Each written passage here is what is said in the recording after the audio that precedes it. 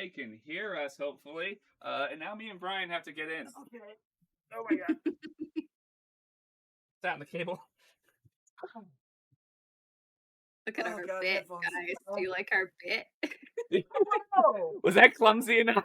It's pretty clumsy. Hello, everyone.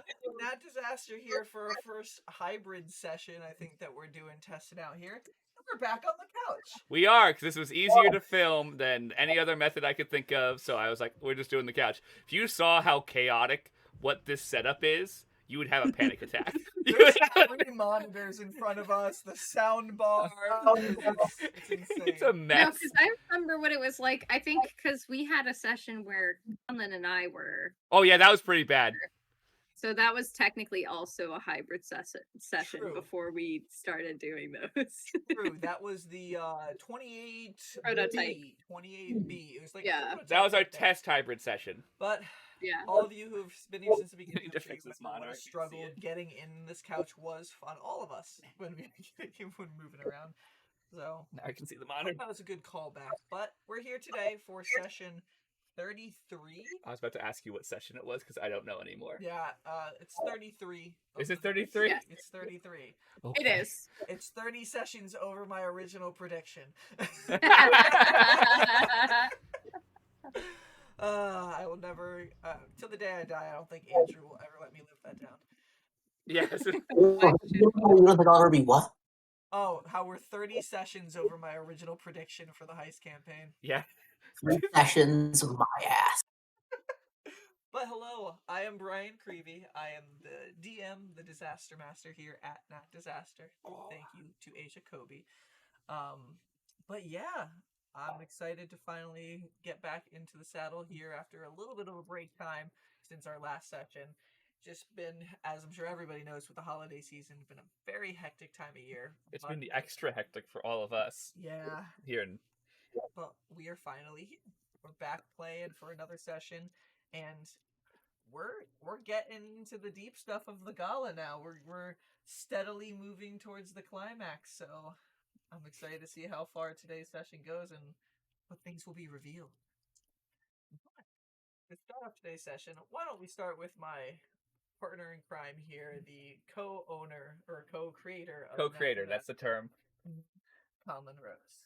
Hi, I'm Conlon Rose. I am the co-creator of Nat Disaster. I play, in this campaign, Rainn. And hopefully, we'll...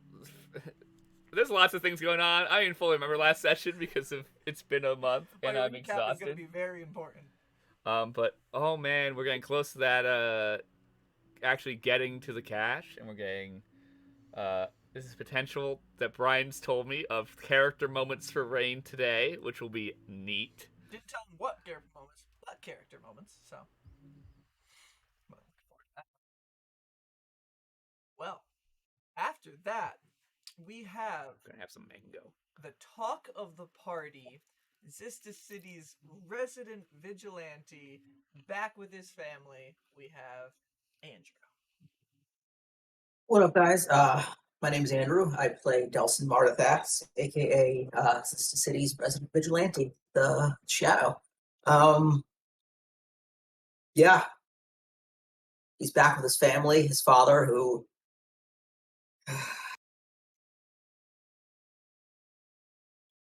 Seething hatred is the word I'd probably use for Delsin's feelings towards him. Yeah. We'll see where the rest of this night goes. I think Delsin's getting a little tired of Delsin Mardithas. Oh, yeah. Delsin. He was tired of it moment 1 we started. After that, we got basically the lone cat person of this heist session, doing all the hard legwork, finding out the hidden secrets, running around like a madman. We got Vicky. Hi, I'm Vicky. I'm playing Andy Andrish Bryrick. He's our fun and loving Tabaxi monk rogue. Yeah, he's just trying to get shit done, honestly. He wants to, like, prove himself worthy, prove that he can do what he's told and live through it. That's the goal. Stay alive and get shit done. Always the goal. Then Dude, I'm really bad at that goal. how many That's- deaths and unconscious have we died? That's a fact. That's that's not my goal. My goal is die as many times as possible along the way and see how far I can get. Mel's been sitting on a backup character for like 20 sessions now. You can see Reese Oh, I keeps make getting new backup resurrected. characters every time he goes unconscious. But that's a nice intro to the one creating the most chaos in this entire scene, changing literally the fabric of the night and the environment around the entire party. We have the majestic beard himself, Callum. I'm going with Seabreeze tonight because he's got wet hands. He's got his crew. Yeah, I'm Seabreeze. I'm this chaotic bird guy. And we're gonna probably see a lot more chaos and a lot of rogue shit tonight. When you said I got wet hands with me, I was just like, for some reason in my head, I was like, yeah, it's wet hands and wet wings. It's the dynamic Yeah, basic. duo. Yeah. All right, but yeah, this is the Lucky Sync with one of the members of the party might be in the building somewhere, some party members think. Do we call him at work? Brian Baines, get on the phone right now. You're playing D&D. I'm working. Not anymore. No, you're being kidnapped in real life. Yeah. Kidnapped back from being kidnapped. Come on, get it. Come on. It depends if he's on call today or not. I have no clue. I haven't texted him today, so I don't know. But we gotta see where everything goes from there. So this will most likely be our last session before 2022. Yeah, we're gonna take a holiday break. Yeah, which is crazy. We will probably do a disaster cast before the new year. And then we should do a New Year's disaster cast too. We'll try. I would be into that. How that day works. It's something where we can always pre-record and post on New Year's, but I think I'll probably. That's exactly what I was thinking. Or something like You'll that. probably be here, Brian. Yeah, we can. We're having a thing for only friends. We just have done a bad job of communicating because we gotta get a message out on that. But yes, me and Casey were like, we should send a message to everyone, and we're like, and we've been doing that for 4 weeks. year this has been so far. So now people haven't taken time off. But that is, I mean, the only really announcement. There's nothing really going on more in our field other than we're back for a session. We're gonna be trying to do more hybrid sessions like this. And we thank you guys all for coming to view us, as always. Yeah, it probably will be another month to month and a half until you get another session. And then maybe we'll get more consistency after the new year. But not right now. We're going to try to reliably put things out on a set date, so we'll see about that in the future, about, having things go out, but that'll all be for future information. As for today, I think there's no other announcements, so I think we should let today's disaster unfold. So, previously on that disaster heist, the Lucky Sync are finally here. They got to the gala. After flying down on tuna platforms, starting to work the party, talk to the guests, do a little research, and on a search for shrimp puffs, all different members of the Lucky Sync broke off into separate sections of the party. While Rainn and Delsin worked the floor, Andy avoided the authorities and started discovering helpful information from people searching off the premises of the house. Seabreeze went and completed his patron's master plan. With the chaos fragments being thrown over the edge of the city, the giant storm cloud started rising out from below until it started ascending even beyond the Dye's estate. Still rising to this moment where we are at the end of this recap to what looks like try to cover the entirety of Zista City. As that was going on, Rainn and Delsin being forced inside from the rain, and Andy running up towards a tiny hut on the western side of the estate before the forest. Seabreeze ended up flying away, now newly reclaiming Wet Hands, freeing his soul from the bottle. He now had the ability with his new pact weapon to, once he's wet, sprout wings of water and fly, so he flew back to the Dias estate. Searching the area, he saw Delsin and Rainn go inside, and Peach and Torian, in the rain, scaling the rooftop towards a chimney. Not sure what that was about, went down there to interact, and Peach ended up going into the chimney to do a little bit of reconnaissance on the upper levels, while Seabreeze brought Torian back down to the lower level, disguised himself once more as Jovariana's brother, and entered the party, while Seabreeze went over towards the Help's house. In there, he found 2 mysterious potions, stole some money, and found a secret entrance that went from the Help's house back towards the estate itself. While this is going on, Rainn and Delsin had an interaction with Di Galloway, the one who owns all of the property of Zista City and allocates it out to businesses and other personnel. With some questioning on Delsin's return, and also some curiosities as to this Rainn girl is in front of him. The Dai Hanada ended up having an announcement welcoming everybody to his gala, taking all the barons, dukes, duchesses, and up for a secret meeting.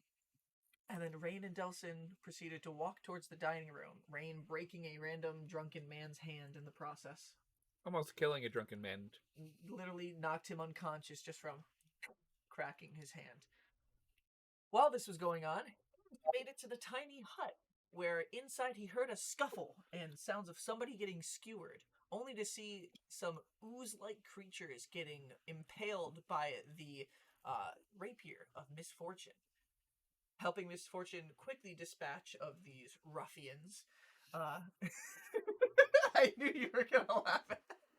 Ruffians and thugs. Ruffians No is one a says great word. ruffians, so as soon as I heard the R, I was like, no, don't use that word.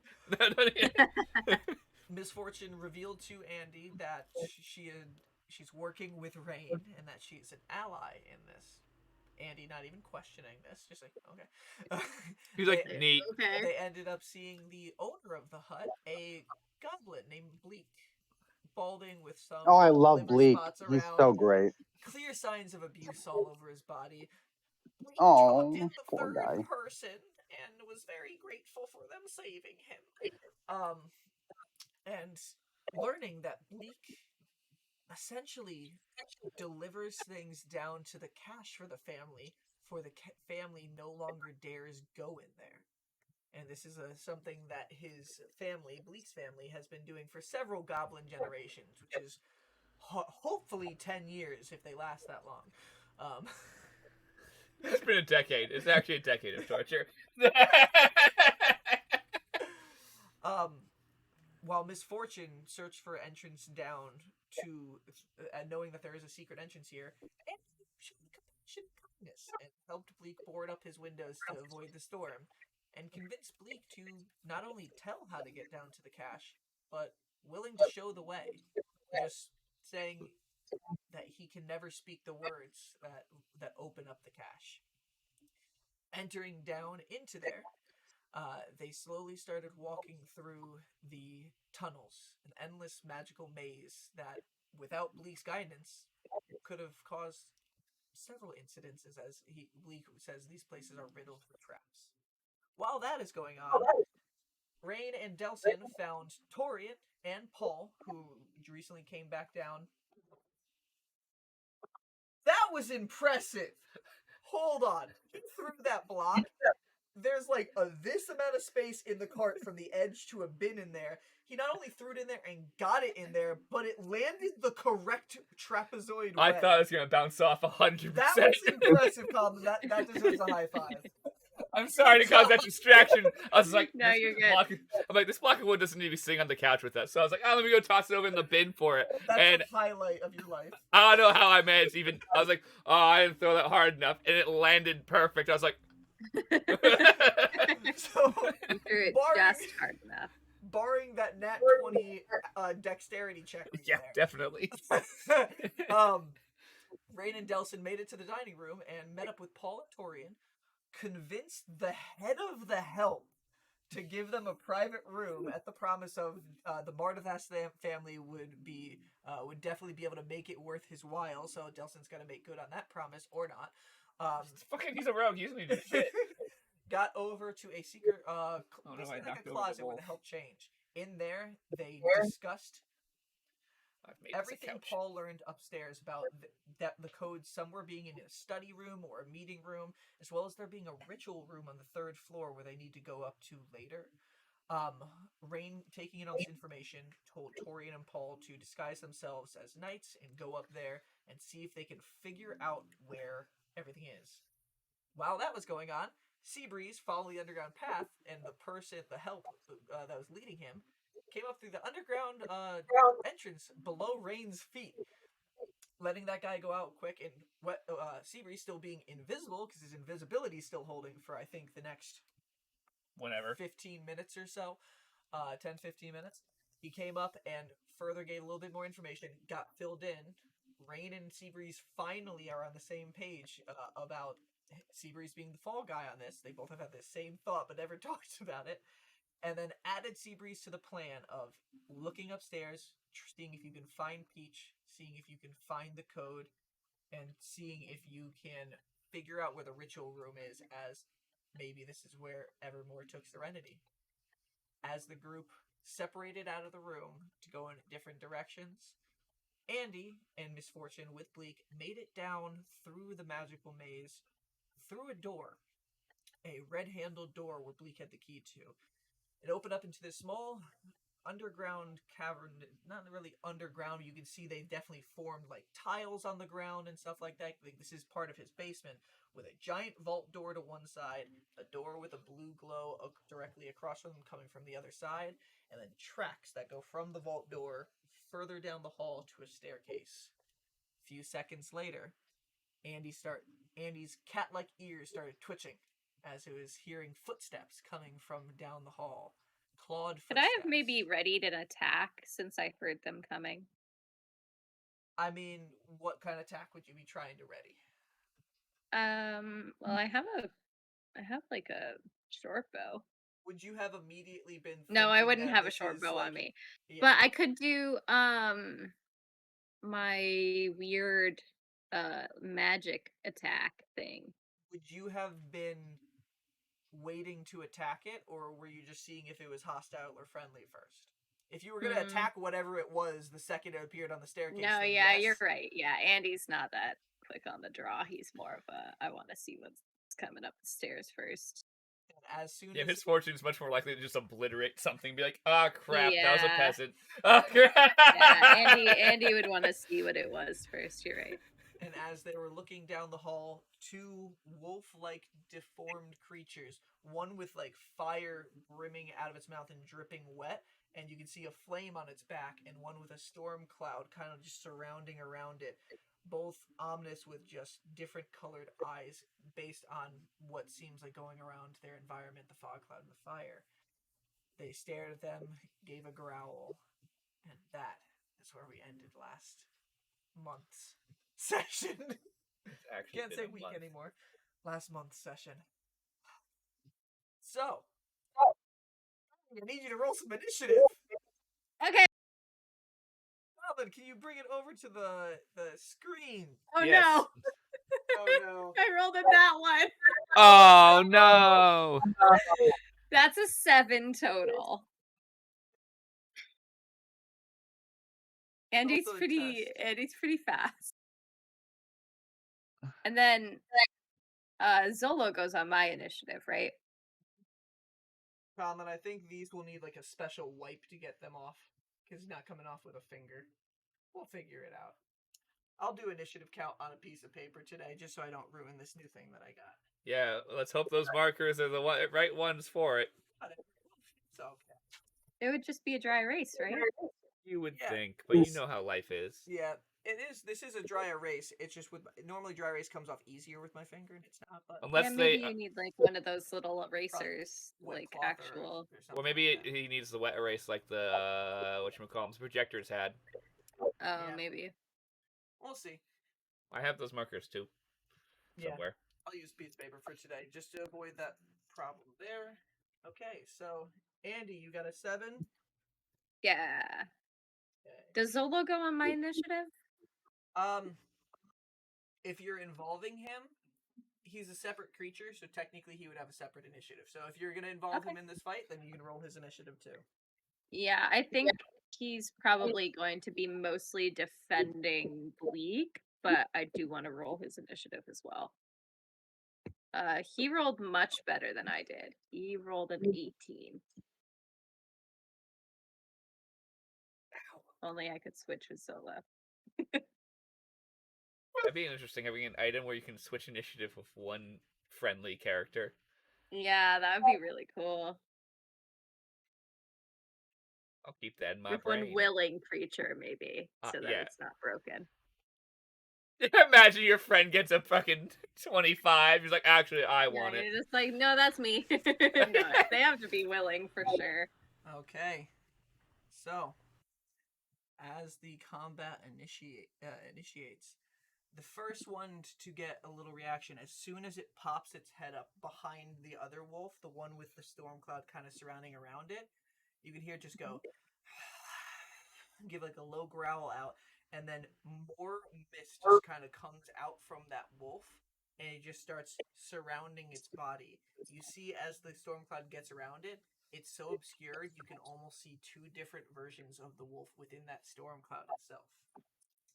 And that one is going to use its movement afterwards to 5, 10, 15, 20, 25, 30, 35, 40, move straight up to Andy. Poor Andy. As the storm cloud just surrounds it and is moving its figure kind of back and forth, you see it make its pathway to the other wolf and just run up in your face, and you can no longer tell, was that one wolf or 2 that just came up there? It's completely shrouded in mist. Quick question, is this a spell? It is a spell through an innate ability. Okay. Mm-hmm. But he cast a spell. It's not necessarily a spell. It's a characteristic that puts it under a spell-like ability. Like the wolf can't actually cast the spell, but it's not giving him the ability to cast a spell. Yes, he has a trait, a monster feature that puts him under effect, just like the blur spell. Right. That is the end of its turn. Zolo, it is Zolo's turn. As you call him, he kind of just comes up on your shoulder a little bit, looks at it, and frightened by the wolf. Mm-hmm. So I would like Zolo. Let me just double check what this spell does.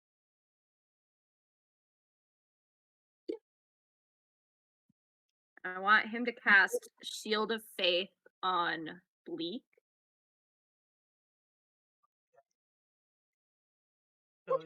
So Bleak is going to have +2 to his AC.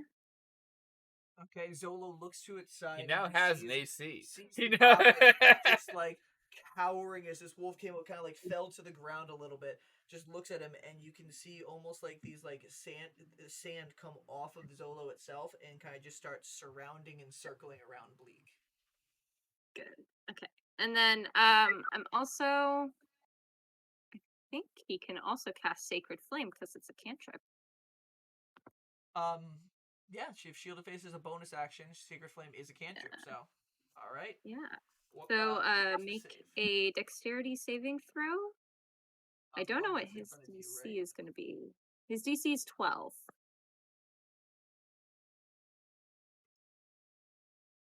That is a 16. So as Zolo turns back and the flame kind of just comes out of his skeletal chest, opens up and shoots out, it goes through the storm cloud itself, carving a hole through a second, and hits the ground behind. Wolf looks unaffected. Okay, and then he's gonna like fold back into my body so he doesn't get hurt. Gotcha. After that happens, it is onto Misfortune's turn, who just sees this wolf react really quickly. Already had its rapier pulled out, and just turns to you and just like, you handle this one. I'll handle this scorched soul up ahead. Okay. Misfortune can get as far as right there, and then Misfortune is going to ready an action with the rapier for the wolf to get within range. After that, Andy, it is your turn. You can see the wolf in front of you still. It's just shifting back and forth. You don't know exactly where it is in the storm cloud. You just know it's there. Okay. Yeah, I guess I just have to try to attack it. I'm just gonna try to punch it. A hit with disadvantage. Okay. Okay, so for flavor then, since I already have disadvantage, I'm gonna have Andy close his eyes. Okay. Yeah. Pulling a Just Cossin. kind of focus. Yeah, pull a Cossin, try to focus on his like the sound of his footsteps. I rolled really well. Let's see. 16 plus 8 is 24 to hit. 24 hits. Roll your damage. Cool. You slip the brass knuckles on, or are they off? Oh, they're on, but Okay. I think we were on since the ooze. Probably, yeah. yeah, I put them on when I was running through the woods. Okay, I rolled pretty good there too. That's 11 points of bludgeoning damage.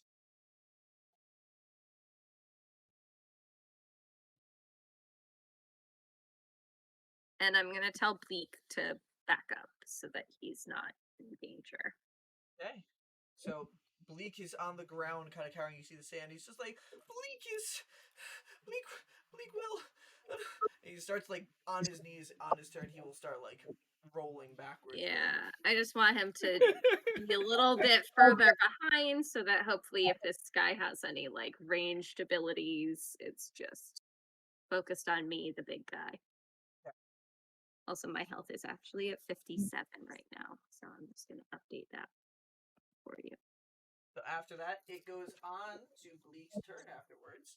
So Bleak is going to use his movement to Eat away. Yeah, back the fuck up. He's gonna is back my up advice. here because he still kind of has you as a shield. It's not like in Sounds the flank good. area, and he's gonna just kind of wait in that area. Did you give him a dagger? Yes. Mm-hmm.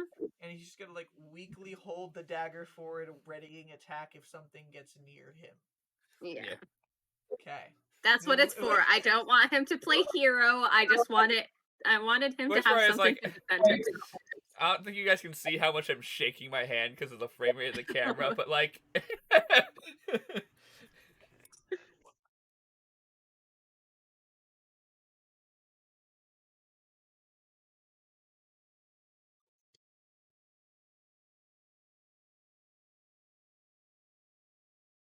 Also, this is such flashbacks to the fight with the wolves in the other campaign. Good similarity, Vicky.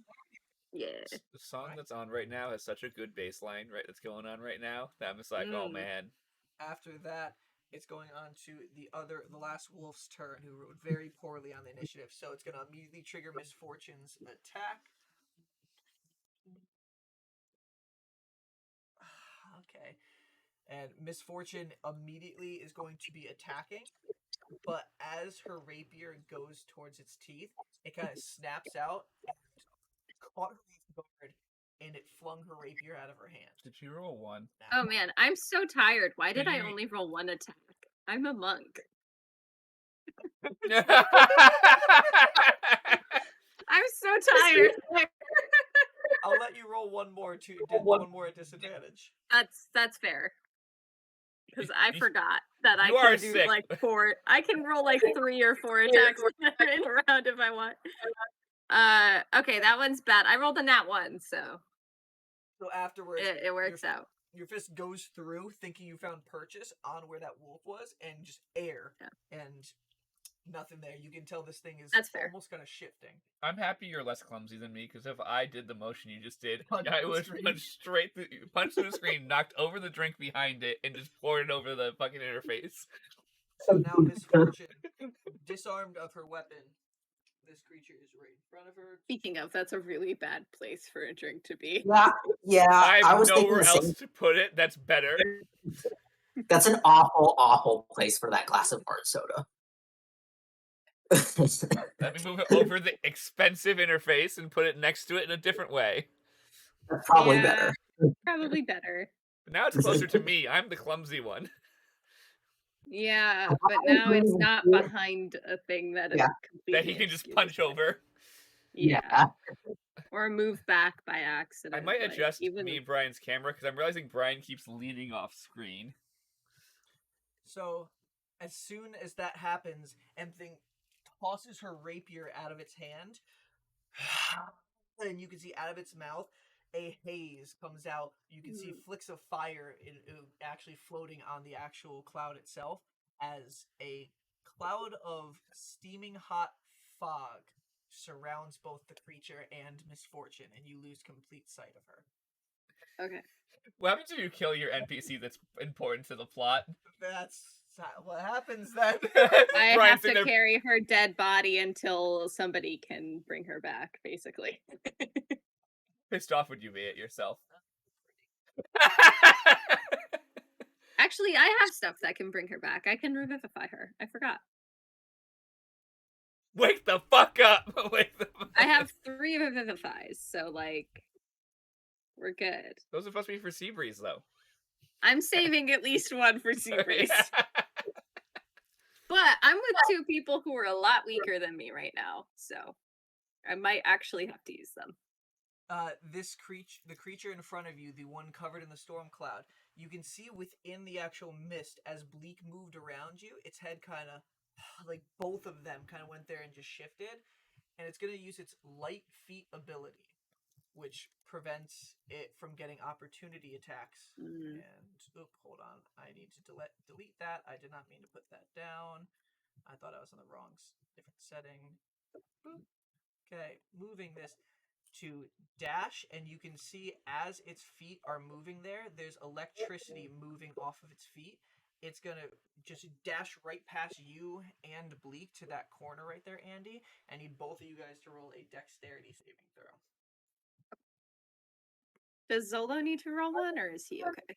Yes, technically, if he's in this combat, he's going to have to as well. Okay.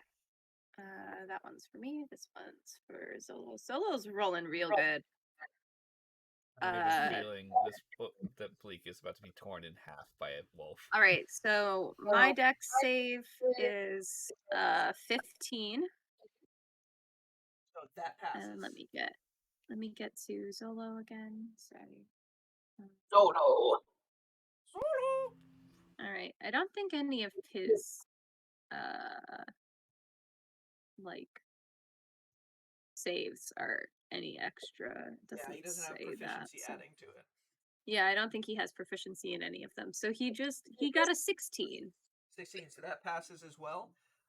Both you and Zolo just are able to move out of the way and not take any lightning damage.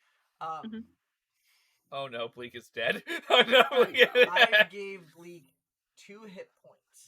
No. I know, I guessed right. I know. This attack is a 1d6 damage. I just rolled a 1. That lucky dumb piece of shit. Oh my god! Literally, just a light bolt of electricity. He latches out with the dagger to try to attack the wolf because he was holding. Yeah. It rolls a 6 to hit, so it does not hit, and out of fear, kind of just drops the dagger at that point. That's fair. And next time Bleak gets touched, he dies. I'm just so much more of a target. It's a wolf. Sometimes it can find the weakest No, I know. prey. Yeah, and that's that was true. its bonus action to use light feet. It is going to use its action to try to bite down at Bleak. Bye, Bleak. I gave him +2 to AC. With what, 8? I don't know. Bleak is Did really... you just say natural 20? Yeah, Bleak's dead. Oh, God. I have a feeling The he's about natural to... 20 that Okay. didn't hit you. I think he's about to triple that Bleak's HP. Okay. Because that brings him to permadead. Yeah. But Vicky, at least it's a crit that didn't hit you. So like, That's true. But now they're gonna be stuck down there because Bleak's the only one who knows how to get there. No, it's okay. I can bring him back. True. I'm just gonna deal with these guys first. It That- shouldn't take us a minute to kill these things. That is 18 points of damage to Bleak. Holy fuck. And you just see the He's, like, lightning so from its fangs kind of just shock its body, and Bleak's body falls slumped on the floor. I have a feeling it's more Okay. than something. he has a body left after taking that Yeah. much damage. Yeah, remember that kobold I yeeted across the room? I have a Its feeling... body is charred and electrified. You can still see the electricity kind of just like coursing Pulsing. off of its body. Yeah, let's get the right visual here. I'm sorry, Bleak. Like, Yeah. I actually like you as a Mhm. character, but we're gonna have to be realistic with your death. Yeah, let's. You hear a shriek out See. before it goes silent. I hope RTX voice took that out, and I'm just standing here like. Yeah, you're making the weirdest faces. I'll find out later. It is now Zolo's turn. Okay, Zolo. Let's see. Oh, he has a reach of 5 feet with his bite. Yeah, I think Zolo's pissed about that, probably. I would imagine. So, yeah, he's gonna make a melee weapon attack to bite this thing. He has a +3 to hit. Roll at disadvantage. You got it. Still got the storm cloud surrounding. Okay, 13 to hit. 13. Zolo goes in there, bites into the storm cloud, and just feels a little bit of fur, but does not make contact as it attacks, going Shara. Okay. Shakes his head back at you. Definitely comes back into my body. Don't want him to get attacked. Okay. I am going to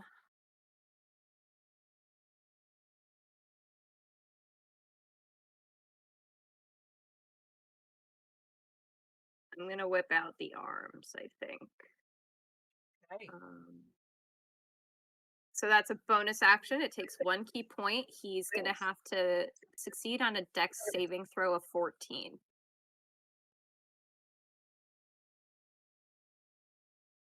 That is a 9. That's a failure. Cool. Okay, so he takes 2d4 force damage. He takes 4 force damage. Yeah. Let's see. All right. I was basically doing that just for that. Let's see. Actually, I have tried this before. I'm gonna try it again. I would like to try to grapple him with the big arms. Yeah. Well, an athletics And check. I can use my wisdom modifier instead. So my wisdom mod is +3. I am proficient in athletics. So I'm gonna add plus what to this? I don't remember what our Your proficiency right now bonus is is. +3, so it should be So a +6. +6.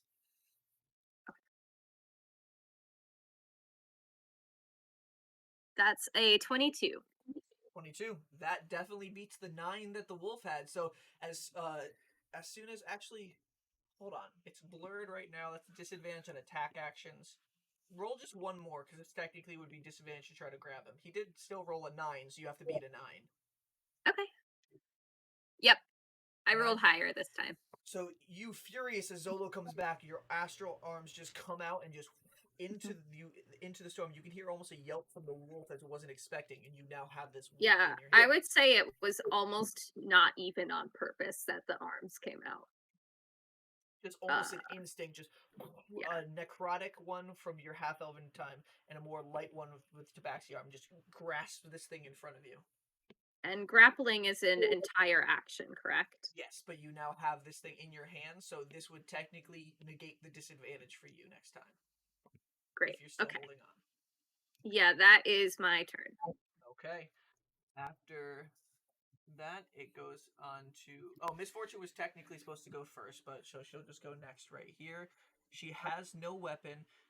And she's just like... She's saying, like, I am dicked. She needs to make a DC con save, which she's failing. Takes 2d6 fire damage. Just this blast Scotland, and you can hear her as soon as she that last word doesn't get out. After that, she has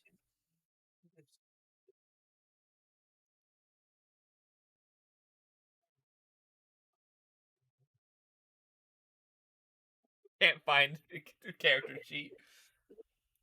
Are you using her character sheet for the initiative list? Yeah, I can just erase it afterwards. She's gonna reach out her hand through the fog, and it's at disadvantage because she... Actually, no, she can see through this even with the fog. So... Yes! Okay. Shatter one of these goddamn You computers. just see through this flaming fog, this black, almost necrotic energy just kind of this light just shines through as she nat 20s and inflict wounds. Is that the same goddamn fucking die? Yes. I told you, it rolls nat 20s at a rate that's impossible. Inflict wounds is nasty. He maxed damage dice, I think. Oh, I love it. I didn't max, it's 3d10, but I rolled 25 on 3d10, doubled.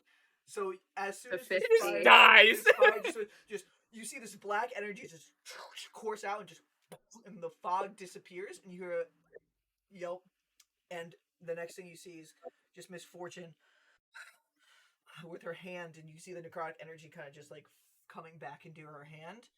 The wolf's down the ground. She just picks up the rapier and just turns around and looks at you guys, back at your situation. Honestly, Andy probably isn't even looking. If I'm being completely honest at this point, he is really, he's angry. And now I would like you to do this, so even though Misfortune killed it, Vicky, can you please roll a D100 for me? Absolutely. That is going to be a 5. Fun! Uh-oh. I gave a low % chance of this happening, but it just happened. Uh-oh. What did I do? Probably not good, knowing Brian. You killed us all! Killed us all! Killed us all! It's not fucking good. Oh, no. I love that. It's not fucking good. As soon as the black energy comes off back into her hand, she picks up the rapier and looks back. You can see the fire that was stoking on the back of the wolf, and it just like ignites, and it starts to form a body. Mm-hmm. Don't tell me the fucker can come back. And in its place Is it fire elemental? not exactly. It's yes, but no. Different formed from Andy. Roll a history check. I'm really good at those. Yeah, why do we make Andy keep doing history checks? Actually, not terrible for him. It's -2, so 8. I like that's not terrible for him. He rolled a 10. That's not bad. It's just an 8 now. I'm gonna say you've just from a book when you were in Cairo's office, you saw images of what typical fire elementals look like. This one's more. It's skinnier. It's got a different, almost animated, kind of like some sort of beast's face formed from the actual fire itself, with like little whiskers coming off of the end and just in its place. And Misfortune Cute, but turns also back. horrifying. Misfortune turns back. This is the sigh. This lame sigh. And Sorry, I rolled a 5. That would be the end of Misfortune's turn. Andy went onto yours. Bleak is completely dead. Let me see where this new creature's initiative is. Okay.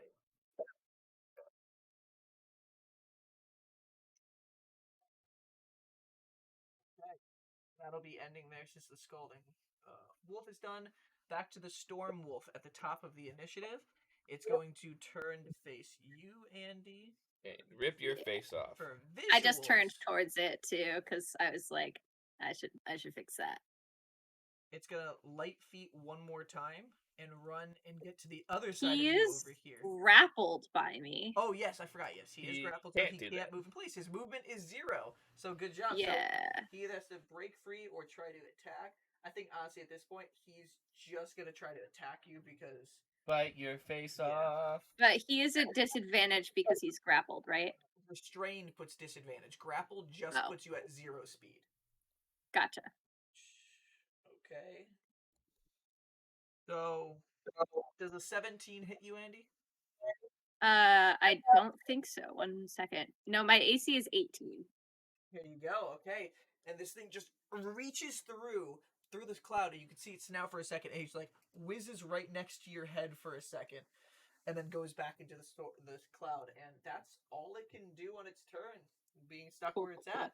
So after that, it goes on to the animated breath's turn. And on the animated breath, okay. As soon as it starts its turn, flames in the area. You can see Miss Fortune's arm catch fire for a second, and she has to pat it down. Oh boy, this is not good for her. This thing is going to attack her.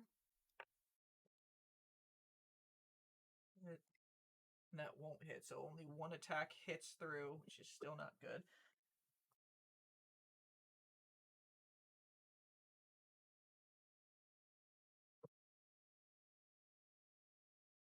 Okay, that one is going to take one of its firearms, and it whips up almost like a whip and just slams down on her shoulder, knocks her to her knee for a second. You can hear, and she gets back up for a second, and she's going to just turn and look at you really second.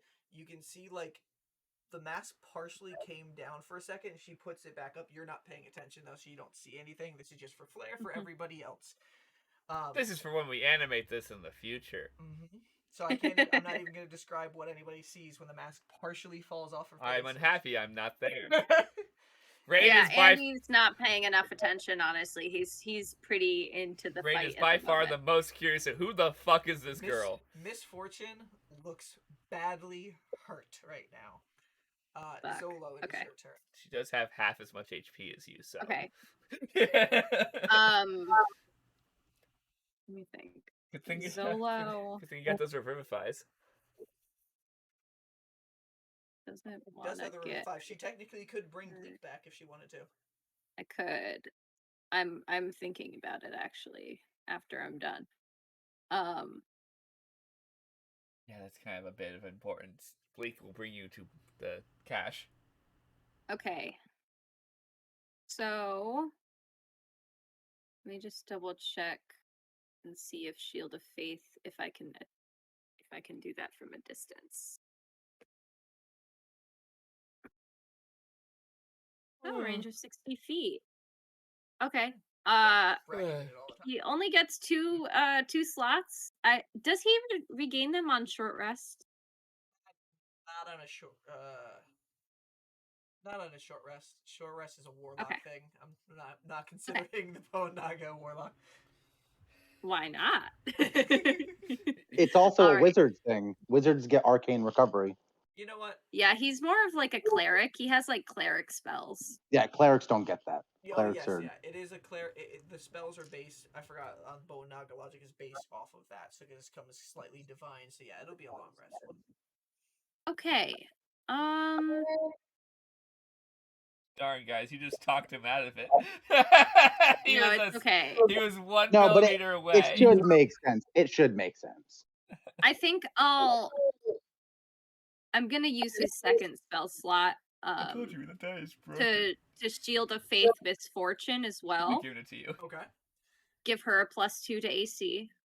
Is great for her right now. Yeah, Just she's about because to I die. am worried about her. I don't have any real healing. I mean, like, I could have him go over to her and cast Cure Wounds, but then he could get hit on the way over, so Shield of Faith does something, at least. And then he's gonna use his action to fight again, I think. Yeah, let's just try again. Does he have just a normal hit now? Because I'm grappling the... Yep, because he cannot Perfect. move, so it's no disadvantage. So he's gonna roll a hit against him. Okay, that's a 14 to hit. 14? That hits. Nice! Good job, buddy. Now you know the armor class. Okay. It hit 13 missed last turn. I already knew the armor Alright, class so as soon as he it said does- 13 almost hits. 1 second. I'm gonna roll for his damage, right? Or am I using the like Yeah, average? you could roll for his damage. Oh, really good. He rolls 7 piercing damage plus 6 poison damage. Wow. He maxed both dice. Jesus. So Zolo, in a fit of rage, now that you're holding this thing that just killed Bleak, just Yep. you almost see his jaw open up large. Mhm. Almost like it's trying to become the normal bone naga size that you saw before, as its head almost completely opens it big and then just clamps Yeah, down. let's the wolf fucking kind of go. just shouts out in pain a little bit, and then the bones resort back to the normal Yeah. Zolo size. And then just go back into my body, and I'm just like, yeah. That was Zolo's turn. After that, it goes on to Misfortune's turn, who just gets up and just. What is she gonna? What is she gonna say?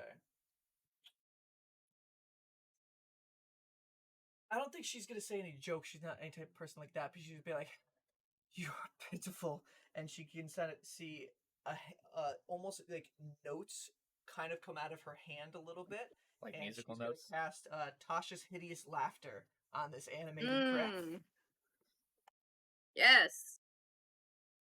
of D&D, which fails because this thing has a +0 wisdom, and that's a 2 on its save. So as soon as she gets up, this thing like looking down at her, the back. You see We'll the pretend flame we can fall hear those on its noises. side. Only I can. It just falls down on its side, prone, in a fit of laughter. And Misfortune is then just going to use her movement to 1, 2, 3, 4, 5, kind of get right there, not directly next to the wolf, but sees the situation. Yeah. Andy, I don't know what that is. Okay. If I hit it, does your spell stop, or? No, just Okay. Get rid of it. Okay. And it looks like she's, with her rapier, she's getting ready her hand for something else towards it. She does not even care about the wolf right now. Yeah, she's walked like almost into a different wolf. She obliterated the other wolf, and then this thing came out, and she's like, oh, fuck. There's a part 2? The boss music got a little bit more intense. There's another health bar? Andy, it's your turn. Okay, so I'm gonna use from the grave. Okay. That's a bonus action. It happens when I do like a cunning action. So I guess I will do the disengage. No, Okay. not actually. I'll do the hide action for funsies. I can't disengage from the wolf I'm next to holding on to, so. Roll a stealth check. You got it. It's dark. Fucking 26.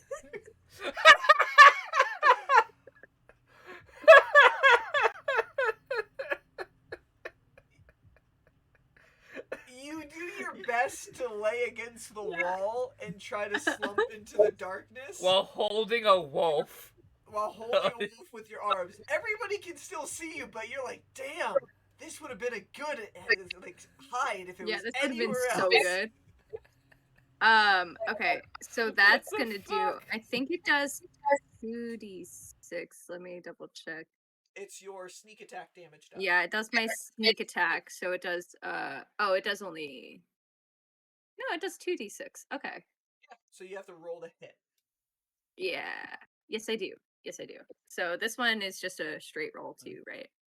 Yeah, straight roll. You're still grappling it. Okay. Brian, Okay. you can turn the fan off for right So now. I'm attacking the flame guy. It's fine. Oh, you're doing the flame guy? Okay, With I thought you this, were doing yeah. the wolf. Okay, yeah, go ahead, roll to hit. So that's a 22 to hit. Definitely hits. 2d6 is gonna be And yeah.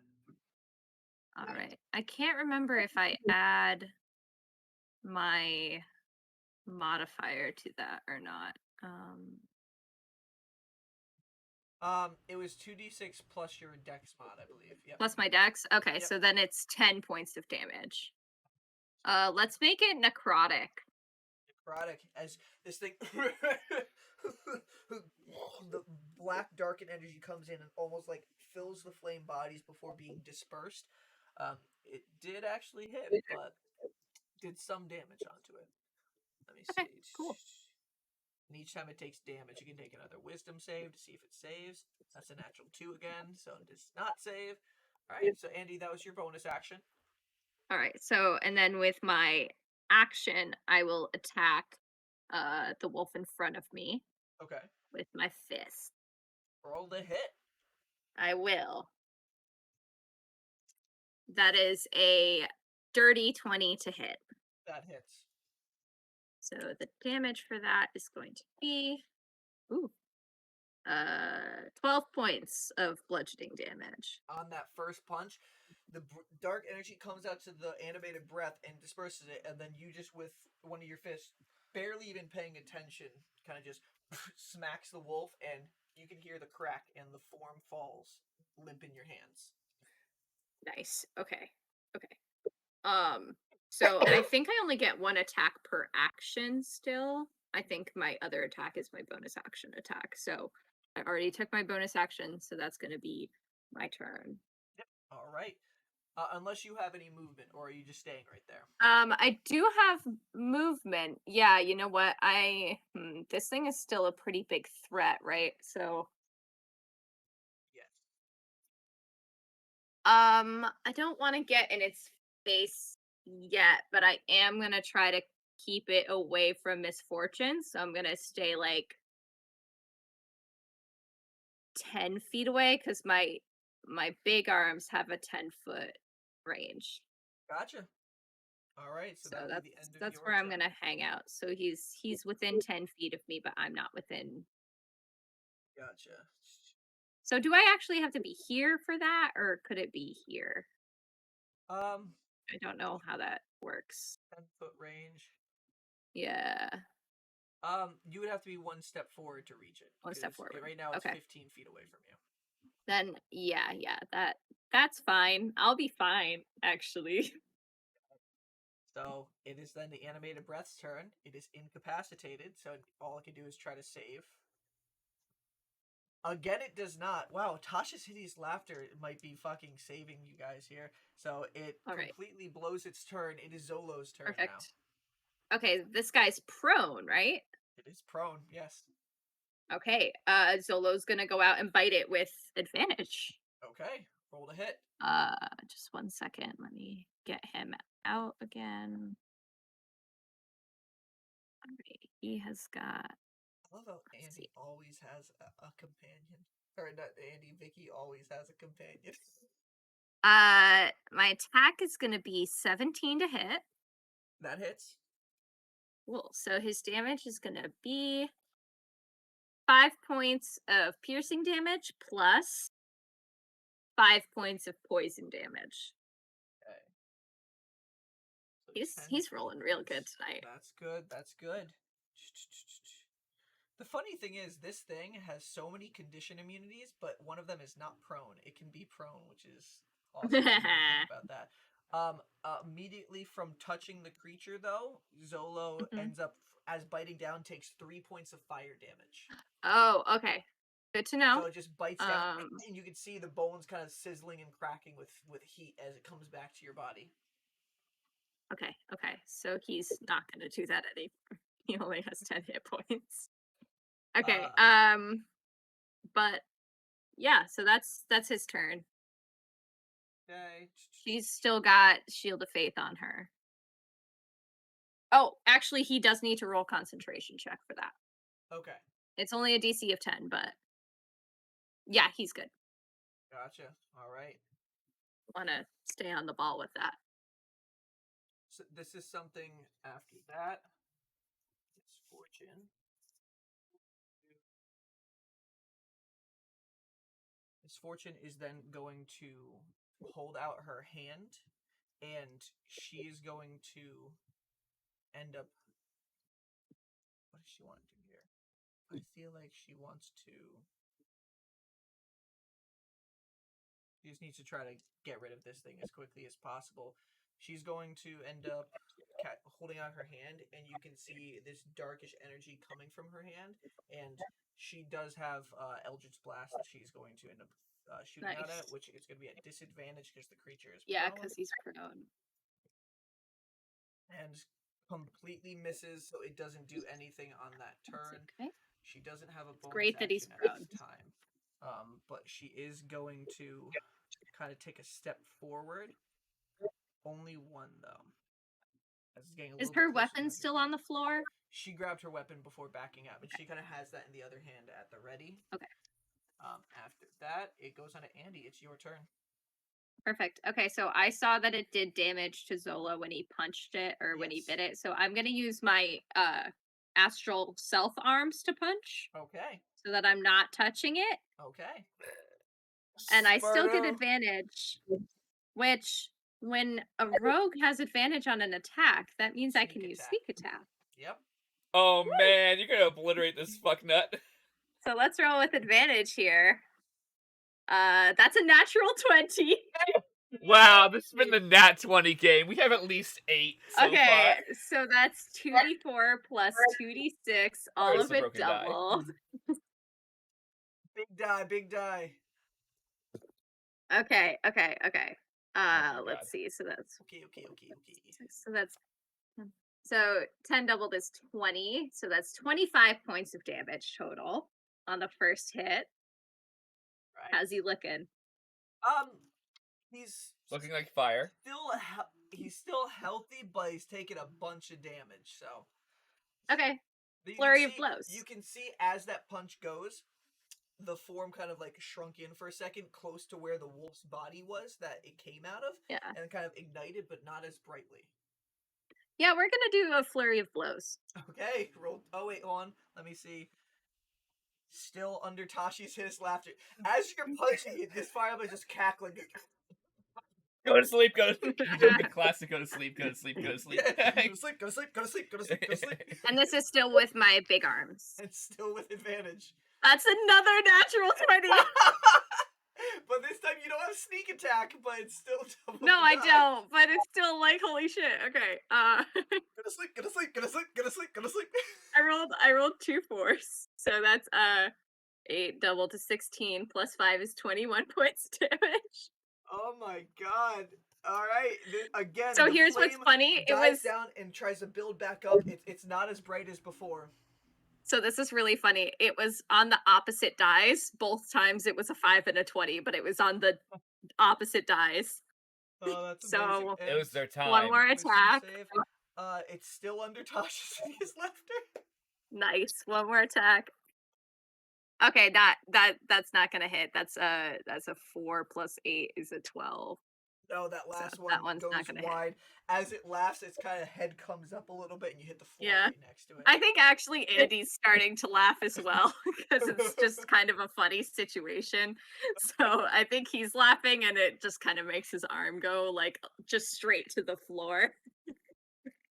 And on its turn, it fails its wisdom save again, so it's just stuck there laughing. So it's Zolo's Are you turn. using the opposite die, not the one that rolls nat 20s? No, I'm just grabbing whichever one. It's hard to tell. They both look exactly They're the same. identical. One rolls low all the time, and the other one rolls high all the time. So it is Zolo's turn now. You Okay, don't believe me that those dice are broken, Zolo but they're is broken. not gonna hurt himself on purpose, so Zolo's going to do. Let's see. I feel like actually Sacred Flame does radiant damage, right? Does So radiant damage. Yep. yeah, let's do Sacred Flame. Dex save, right? Dex saving throw. Yeah. That is a 16, so it does save. Oh yeah, So- he super saves. And you honestly just and you see the flame kind of just go in there, and the normal flames just eviscerate kind of the radiant damage. It didn't seem Okay. it missed and didn't do anything. Misfortune's turn. Misfortune, looking at this whole situation, she's gonna go up and she's gonna. You can see with her offhand at Eldritch Blast didn't work. She kind of like with a flare whips it around, and you could see a ice knife in her hand, and she's gonna toss it over in that direction. Mhm. And that is second. That's just its armor class, so that's gonna hit. Deck save, which it fails. Okay. This thing is looking pretty hurt. Let me see if it's still laughing. It's still fucking laughing. Jesus. I made this really hard monster a fucking This pushover thing's not with very constant wise, hideous huh? laughter. And yeah, that's Misfortune's turn, and she's like, and as it seems like the flame's starting to dissipate, she just shouts out, "Burn away, you scorched soul!" And that will end her turn. Andy, it's your turn. Okay, yeah, I'm just gonna lay into this thing with my big arms. My big fake cat arms. Okay, and this one gets sneak attack. Yep, if you hit it. If I hit, yeah. I definitely do. That's a 23 to hit. Okay. So let's do some sneak attack damage. I love dice. Okay, as 16 points of damage with the first hit. Andy, how would you like to kill it? Oh yeah. Yeah. I actually kind of want to imagine he just takes these two giant hands and just smothers the flames. That goes off of the go to sleep thing. Just Yeah. You Yeah. take both of your hands and they just cover the diminishing flame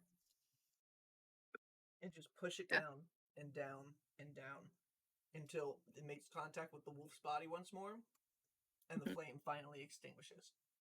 And then Andy sprints over to Bleak. Okay. So out of initiative Immediately. now, you run over to Bleak and get his body just charred, and the electricity is still just shocking, and his limbs kind of moving every once in a while still. Misfortune comes around right on your shoulder as well, too. It's unfortunate. Andy says it doesn't have to be, and I'm gonna take out one of the revivifies and try it on him. Okay. So you take that paste and you mash it into his mouth. Mhm. Kind of try to chew a little bit and get it through. And a second later, you can see just... Ow! Oh, I give him a hug. Does 1 point of damage, knocks and gets No, I'm gentle. I use my actual arms. And Zolo comes up, Zolo, and he's like, the monster's gone. Yeah, we're gonna sit here for a minute so that we can all take a second to take a rest, right, Misfortune? Yes, I don't know if more of those things are gonna come. Hopefully not. Bleak speaks and says, I can avoid them easily. Normally, they're not too common. Honestly, it's been more recent that they've been coming along. Bleak tries to stay away from them. This over here, I don't have a key to this door, but the master uses that to come down here sometimes. I don't know what's behind it. Okay. points Is over there like a towards the crack door with under the blue door? glow. There is a very small crack. Can I just like try to peek under? Perception check. Bad. That's like a 10 actually. Not too bad. Yeah. So 10. I forgot I have good perception. You look underneath the door. Mhm. You can't tell exactly, but you see a similar kind of like glow coming off of the floor. It's almost like a circle coming off of the floor, just emanating this blue light. It's a very small room, only about like a 10-foot back. Like it's not a room at all. It's more like a closet kind of area. Mm. But you see that at the very far back. Conlon, could you take the battle map off of the screen? Yep. So does it just look like a teleportation room type of deal? Yes. Ignore me. And Okay. Misfortune says, well, we either go in there or try to sit beyond this door right next to us. I need a minute. Yeah. I'm not sure which one is safer. I guess I'll ask Bleak which he thinks is a little bit safer. Knows the tunnels we came from. We doesn't know where Master comes from when he uses this door. Okay. I think Andy probably thinks it's pretty unlikely that he's gonna come through this teleportation sigil at this moment. So he's gonna try to pick the lock. Actually, he's gonna check it for traps first. Investigation check. He's gonna check it for traps. He's not good at this, but 8. 8. Don't see any traps on this lock whatsoever. Perfect. I'm gonna pick it. Roll lock picking check. Cool. I am proficient in that, right? So it's just dexterity plus proficiency? Yep. Okay. That's really good. Oh, plus I get a +1 to all skill checks because of my Ooh, lucky over. stone. Yep. So that's a 23. 23. You do you get the tumblers in there and you do actually end up hearing it click. Roll a quick constitution saving throw. Yeah. Fair. Really had the dealio. 10. 10. Andy, you hear the door open up, but your hand shocks. You take 4 points of lightning damage. That's okay. I can open it though, right? Yeah, and the door opens up. Perfect. Okay. We'll go in. Close it behind us. You see in here, it's a non-decorated room at all. Honestly, it seems more just like a passageway of sorts. You see at the very back, just 10 feet from the entrance, blue runes carved into the ground with sigils kind of coming out in a circle. It looks very similar to the design of the teleportation portals you see when you go down to the Undersystem. Yeah. That's what I was thinking, was that Andy would probably recognize it from that. So could all- if you I could am all under fit- the impression that we're taking a short rest, right? Correct? It is about The idea. 8:30. A short rest does take an hour. If you want to wait the entire hour, you can, or you can just take a breather in here if you need a couple minutes or something. Well, I'm thinking she's really hurt. I'm not too hurt. Zolo is hurt. Bleak is hurt. We should probably take a short rest. I know it's 8:30, but Let me look at my calendar. Let me look at my yeah, look at timetable. the timetable, because Andy would be pretty well versed, and so would Misfortune about like how. 9:30 wouldn't hurt you. It was No? 8:30, but it would be post promotion ceremony, which actually means killing that hour might cause the rest of the group to catch up with you. Okay. But it also would means you might actually- not do anything else the rest of this session. That's true. I guess I'll ask Misfortune what she thinks we should do. Says, Like, does she want to wait here for an hour to rest up, or do you feel like continuing on? you can see here out of her pouch, she pulls something out in a bottle, and she just chugs it a little bit. Hashtag I ain't no pussy.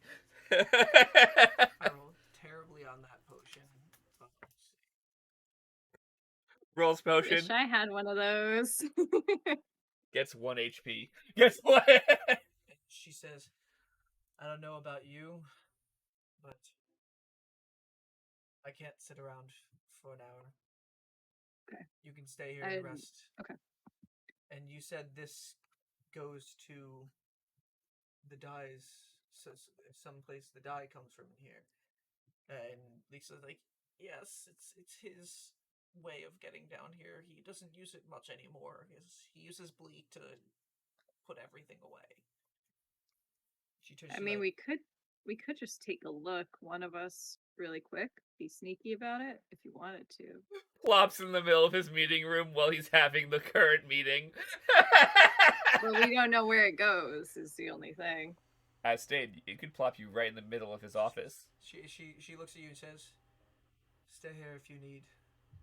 I have things I need to figure out. And she just walks right into the teleportation circle. Okay. Cool. So I lost a party member. Cool. So it's just gonna be me and Bleak. Right now, yes. Okay. Or you could wait for it. Yeah, that's honestly more of a reason for us to wait. It's like, I want to just be us because I have Useless over here. He's nice, but can't fight. Just considering the fact that I no longer have another very, not very powerful, but at least a bit powerful person, I would at least like to wait for Misfortune to come back, but I think I will try to take a short rest, and I would like for Zolo to also do that. So I am also going to use 2 of my key points, so this is me committing to a short rest, because I'm using the rest of my key points to... Okay. I was going to say, do you want to wait till the end of the short rest to see if you get it all, or do you want to just do it right now? Well, am I allowed to use the key points and not use them up if I do that? If you complete your short rest, you get your key points back. If you don't complete your short rest, you don't get the key points back. Well, this spends 2 key points. I'm doing a little thing. Mm-hmm. I can spend 2 key points to regain hit points. Yeah, no, I know. You can definitely do that. Like I said, you can either do it now and then you've committed to it. If you don't complete the short rest, you don't get them back. Or you can hold on to it, wait till like the end of the short rest, and if it seems like the hour is going to pass by and you'll be good, you can use it then, bettering your chances of making sure you get them all back. Yeah, you get all your key points back at the end of the short rest. Regardless of when you use them. Yes, as long as Yeah, there's no... It can be a minute before... There's no stipulation that I have to use it at minute 1. I can use it at minute 59. Yes. Yeah. Yep. Okay, yeah, definitely. If Andy had a watch and knew how to read it, he would be a dangerous man. Yes, he would. Yeah, I'll definitely hang out. I definitely want to try to, like, maybe... I don't know. I don't have anything to bandage anybody with, but he's really hurt, so I want to try to help him out. Please don't. They're just looking at him. Please don't die. That's really good. For a medicine check, I rolled a 19. Are you willing to rip off any more of your dress that was damaged last time, or your cloak? I was thinking. Zola can cast mending. So could he cast mending on my dress, like, and just keep producing more cloth? You could. Yeah, but like he can mend it, right? Like I could rip some off and then he can cast mending on it, and I can rip more off and then he can cast mending on it. The way I like to rule mending, if it's a very specific thing, like say for like a rule like, oh, we need to get this piece to this, it has to be the exact same one, and then mending will fill the seam. If it's just for clothing, yeah, if you rip off a portion of it and you take the time to cast mending on there, it'll basically regrow the fabric. Cool. So I'm just gonna do that as many times as I need to get bandages for him. Okay, so you take a couple of minutes to do that. Moving on as this is all happening. Those are some high quality bandages. They're like, so nice. High quality bandages. Silk They're bandages. probably a little bit starchy. Delsin and Rainn. Oh, okay. I need to change how I'm sitting. So you two out. Just dying. It's okay. Paul, Torian, Seabreeze, and Wet Hands all ended up going the opposite way down the hall to meet at a bathroom. And you walk back towards the ballroom where there's a bunch of crowd there. You can see tables still full, people just utter chaos. Drinks getting spilled over, waiters and help trying to get trays through to deliver food, people shouting for orders, demanding that like something be happen to give more space. Some rich people who don't like being this crowded are not happy being crowded with commoners. And it seems like it's, at least in the ballroom, there are a lot of displeased people. They should suck it the fuck up, the little bitches. But yeah. I like how you have the mic out for some reason. Like, we have professional grade mics, and you're just like... Because. You know. Gamer boy. He was a gamer boy. So, Delsin and Rainn, what would you guys like to do? Okay, so we've just walked into the ballroom? Yep, you guys have 35 minutes before the opening ceremony where the families might be announced. Who's still around? Looking in the area, Delsin and Rainn roll perception checks.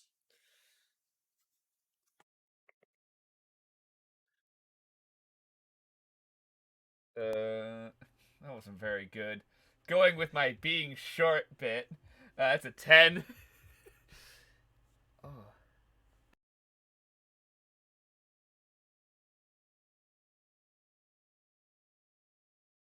What'd you get, Andrew? Oh, you're muted. Yeah, you muted yourself. Fucking okay. Sorry. 23. Makes sense. You're much taller. This is literally how this entire time of you guys looking through the party is. Rainn just. I'm 5'2". Even in heels, I'm only 5. What in heels? They're like 4-inch heels. So she's 5'6" right now. She's still short. So you can't see any of the dukes, duchesses, barons, or baronesses. Well, I know that wasn't very useful. There are some of the, some business owners from Divinity's Overlook that you can see, and you can actually see your father speaking at the other end of the hallway with somebody you can't recognize, and your mother's actually there as well, Delsin. Are there? You kind of cut out a little bit there. Could you say that sentence again? You see a different array of different business owners that you can tell just from their posture, but you do what draws your eye as soon as you see it is you see your father and your mother actually at the other end of the ballroom. Father's in a conversation. Your mother kind of just is looking around, like she's not invested in the conversation, but she's searching for at least. Looking for something. I just realized that the directional microphone is actually not facing the man talking. Only took us an hour for me to notice that. Actually, oh my god! Holy crap! So what do you guys do? Not other than not dying. I can't promise that, man. Rainn, are there any more questionable seeming figures around? You can see these same people who run the orphanages sitting at a table, the ones that you despised. I'm not here to make a scene. I was more just trying to see if there's other criminals around. Other criminals? That would be probably more of an insight check as you're looking around to see if anybody looks like they're seedy. Okay, I'll insight check. Awesome. That is a 19. 19. And then Brian's thinking of all the people in this room like, oh my god, who the fuck's here? You do see... None of them are sitting at tables from what you do see. You can see some individuals a little bit past to the left where Alistair is talking to a business owner. Just a group of 3 who are kind of just leaning against the wall, keeping to themselves, and they just keep on looking at each other. You can see definitely some idle chat. And you can see the group that you saw Andy, Seabreeze, and Paul sitting and conversing with. They're all together, and they're not on the opposite end of the ballroom. They're kind of right where you guys are in the ballroom, except at the other side, going back towards the entrance of the building, where the entrance to the atrium is. So they're leaving the ballroom area. Those are the ones you definitely see as shady. You can see other ones that also look shady mixed into the crowd, but then they like disappear a little bit because it's very easy to stealth through this other case. It's almost like they're rogues. Yes. They're kind of, doing their business. The This is perfect for rogues because you can get lost in this crowd. Well, I think Rainn's going to lead Delsin towards his parents talking, but the long way around the room through some of the crowds. Okay. Making idle hellos and whatnot to people who seem to recognize us. Oh, Delsin Mardithas! Oh my god! And I haven't seen you yet today. Oh, Delsin, you're still hanging around here. Hey, you preparing for your big moment? just rolling some sleight of hand checks on some fucking coin purses. Okay, roll some sleight of hand. Use that expertise. Yeah, okay, that's a 24. 24, okay. Do I see her doing this? Well, I just kind of do I notice her doing it? Roll a perception check. You think I'm just wandering? Yeah, roll a perception check. Actually, not great. 16. No, it does not beat your sleight of hand. So yeah. You just think I'm wandering you around the ballroom for more talking. You're probably rolling your eyes. Like, I don't want to talk to more people. I'm really like fucking over talking to all these people. Yeah. You do get a coin purse. It's pretty well made leather. Neat. I just want to know what coin's in there. Are you checking now or? I will check after. Okay, let me write down for a note.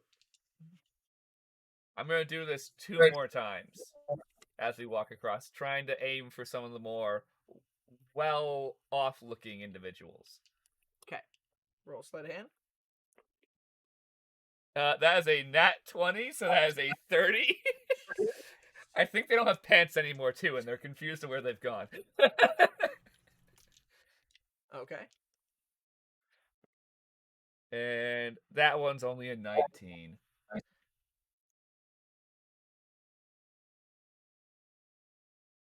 Okay. So I've got, and Andrew, you did not notice any of that because her sleight of hand is just that good.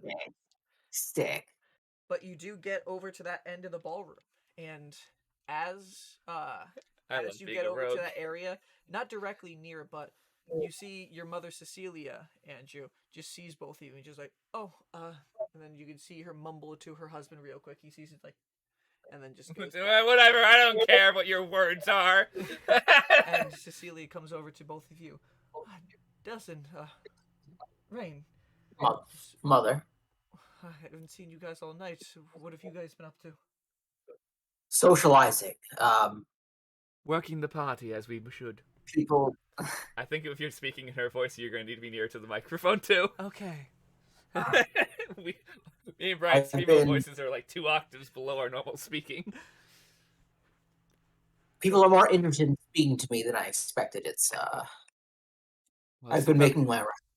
Well, it's supposed to be your night, Delsin. Yes, everybody has been. As everyone has made keenly aware. Everybody has been bringing it up that you're back. So, your father and I are very grateful, Delsin, that you did come here. This is looking promising for us. But actually, if you do not mind, Delsin, would you allow me to borrow Rainn for a couple of minutes? Not at all. Would you mind coming with me? Sure. I will probably go, the mother grab on arm to arm and walk away. Mm-hmm. And she's like, I got a nice view, quiet place. Just follow me. And she starts leading you out of the ballroom. Which parts I need to pee? And go pee. I was gonna you deal with Delsin shit, and then I'll come back. Delsin, as soon as Delsin's gonna get in trouble while I'm gone. As soon as she walks away, you turn back and you see your father took a moment to look back at you and like give a nod of acknowledgement over at you. I'll do the same. But then as soon as he turns back, with your passive perception, you notice something similar you see within the crowd. You see a blackened figure, and nobody seems to notice it as you see different people walk by. But as one goes by, you can see it as your shadow just looking at you. And he kind of just goes, smiles, and then like walks off in one direction. I'll make my way through the crowd, try and follow. Okay. every time you think you lose sight of him for a second, you look a second, and then the shadow flashes one more time at his face and gives another acknowledgement until it brings you past through the ballway into the hallway intersecting between where the ballroom is and the easternmost portion of the house, away from the dining room and the ballroom. And quickly, just as soon as the crowd starts to disperse, all you see is occasionally like a guard or a few guests walking through the halls. You can see your shadow goes through a door and disappears to And the other side. no one else seems to notice. Nobody else seems Notice to him? notice this. Okay, well, yeah, I will continue following him. Okay. Are you just going in and straight up opening the door, or are you going to try to sneak into the into the closet? Yeah, stealthily. Roll a stealth check. Stealth check. Andrew's like, I haven't got to roll dice in 37 years. That's an 18. 18. So it's high, but let me just roll just in case somebody sees anything. So you can walk up to the door, and you kind of just waiting nearby until the coast looks clear. As far as from what you can see, doesn't look like anybody is. And you open up the door and pop in. And this again looks very similar to a storage closet of sorts, but you can see a lot more kitchen equipment in here, even like some chef hats and things like that as well too. And you can see your shadow just sitting at the far end of the room, just kind of leaning against a cupboard that is just leaning against the cupboard and looking at you. And there's no one else in the room? Nope. Just Imagine there was. They would be so fucking confused.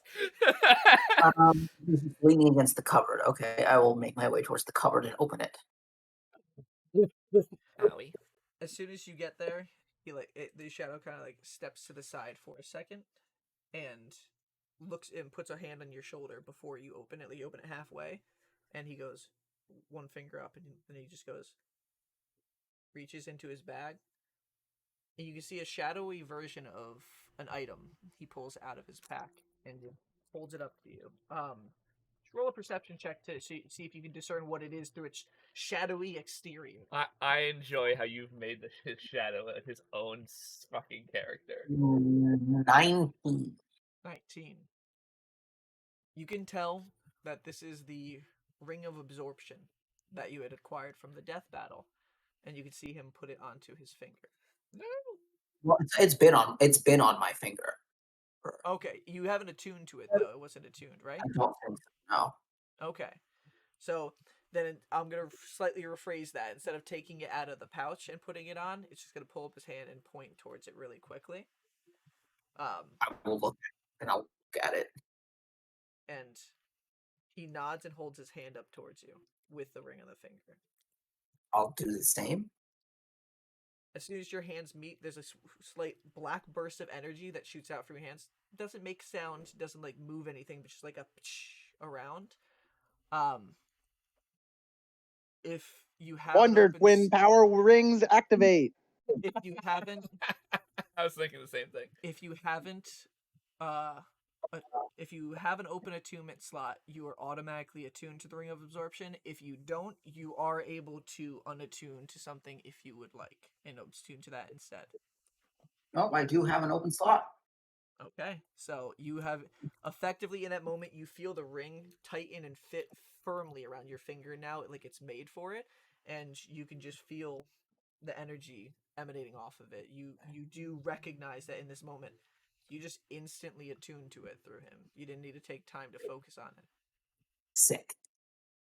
He looks at you and nods, and then he just cocks his head at the closet, and then disappears. Right, I will... What? You now have someone who drags you to plot. That's exactly what the shadow is. It's, yo, the plot's over here, idiot. I really needed something like that for Brian Maines, but even he would ignore it. All right, no, you did that for Brian Maines, and he actively ignored it. Okay, all so right, I will walk up to the closet, investigate it for traps. Roll an investigation check. 12, That is a dirty 20, my friend. Dirty 20. Okay. So you look at the cupboard. Doesn't seem to be trapped at all. Just standard cupboard, no lock on it. Just it was closed. I will slowly open it. And you open. You can see a bunch of hung chef's clothes inside here. Some boots as well too. Nothing immediately out of the ordinary. Investigation check. Roll an investigation check. Ooh, that is good. Let's see, 26. 26. Okay. You get inside, start moving some of the shoes and the clothes away, and start getting in further, and you realize that the cupboard is a little deeper than it looks. So Okay. deep. How deep? You keep pushing through different clothes and clothes and clothes until you see what you think is the back of the cupboard, and you put your hand, and your hand goes through the back of the cupboard.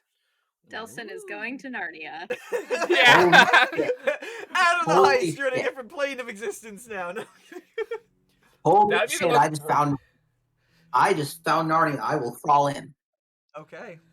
It's good to know. Also, that- so do I know what time it is? Am I able to keep an eye on the time? Like, You got about half an hour. do I know what time? I have half an hour. Okay. You knew you had about a half hour when Rainn just split off from you before the ceremony. Okay, I will keep that in mind as If I you as I'm miss going the about. ceremony, you are gonna, your dad's gonna fucking end your life. It'll be a battle of the. It'll be hilarious to watch in the middle of the ballroom. Yes, What the fuck, Delsin? I will keep my time constraints in mind as I do this. Okay. So you go through and you pop through to the other side. In here, you're suddenly in a different space. You can tell you're still in part of the house, but it's one part you haven't seen yet. You look around you, and to your immediate side there is a barrel. And on there you can see a few wine bottles. You can see racks of different wine bottles just held and suspended into place.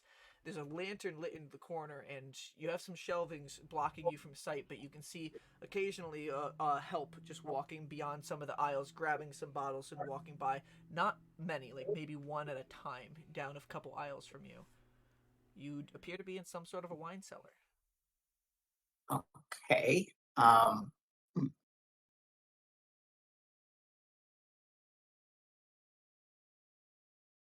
I'm supposed to be looking for.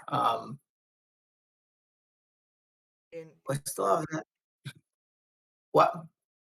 I was gonna say, in the back of the room for a second, you see a flash of black as your face appears behind a rack, and like nods and then goes in that direction. All right, I will follow.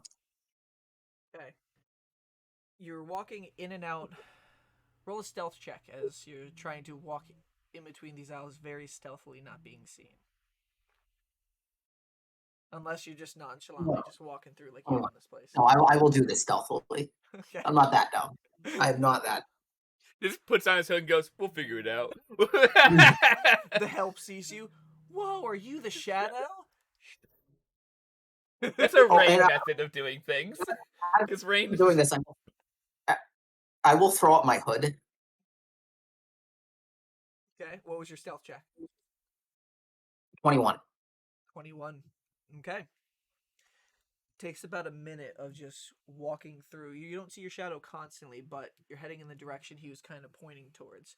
After a minute of walking through, stopping, letting some help walk by and get to the other side, gets you to a back corner where you can see these large circular steel door. On the front of the steel door, you can see almost like pronged levers coming out and then jutting out in a different direction, and another one and jutting out in a different direction, and one final one jutting out in a different direction. To what looks like some sort of really barred safe door.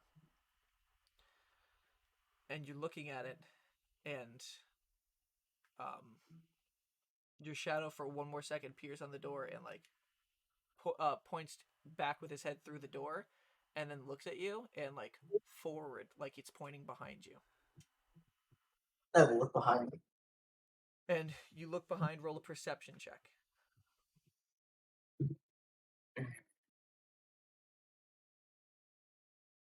Well, 12.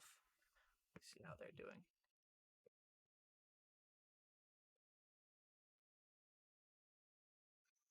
So you see through the wine, racks and racks and rows of wine in the wine cellar.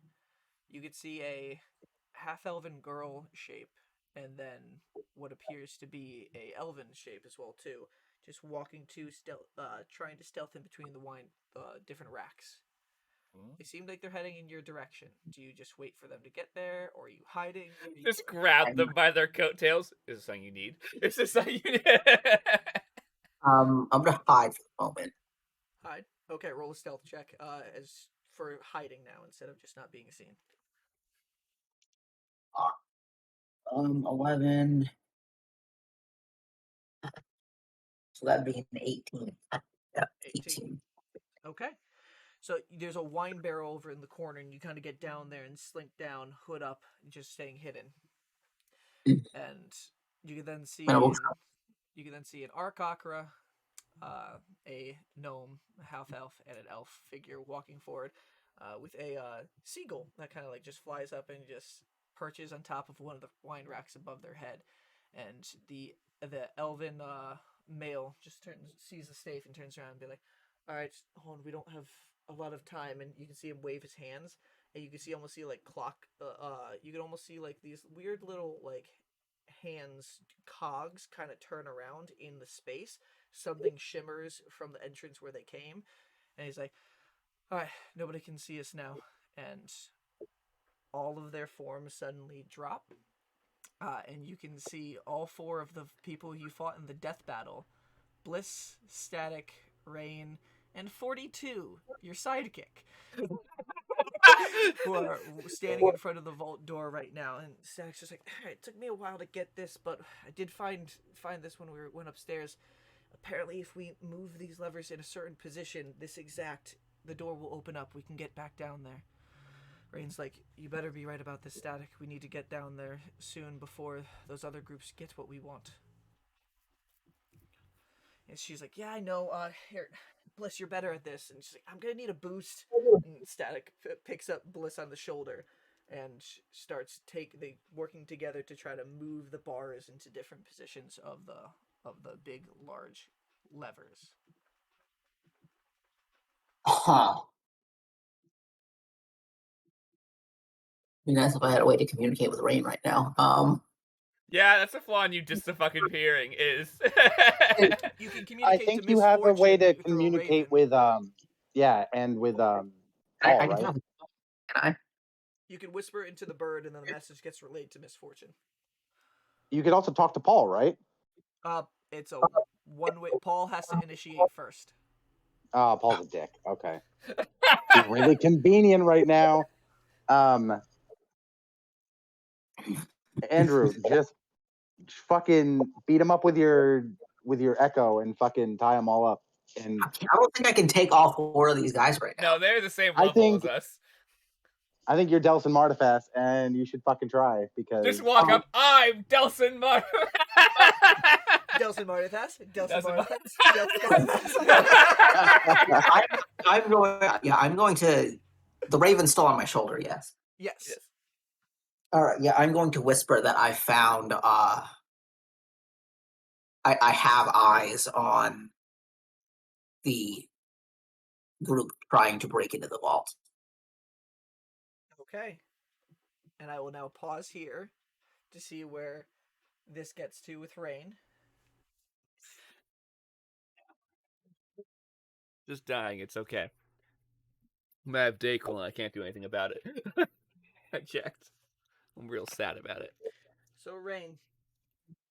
So Cecelia walks you in the direction towards the back of the house, at the southern section where the atrium transitions out to the back area.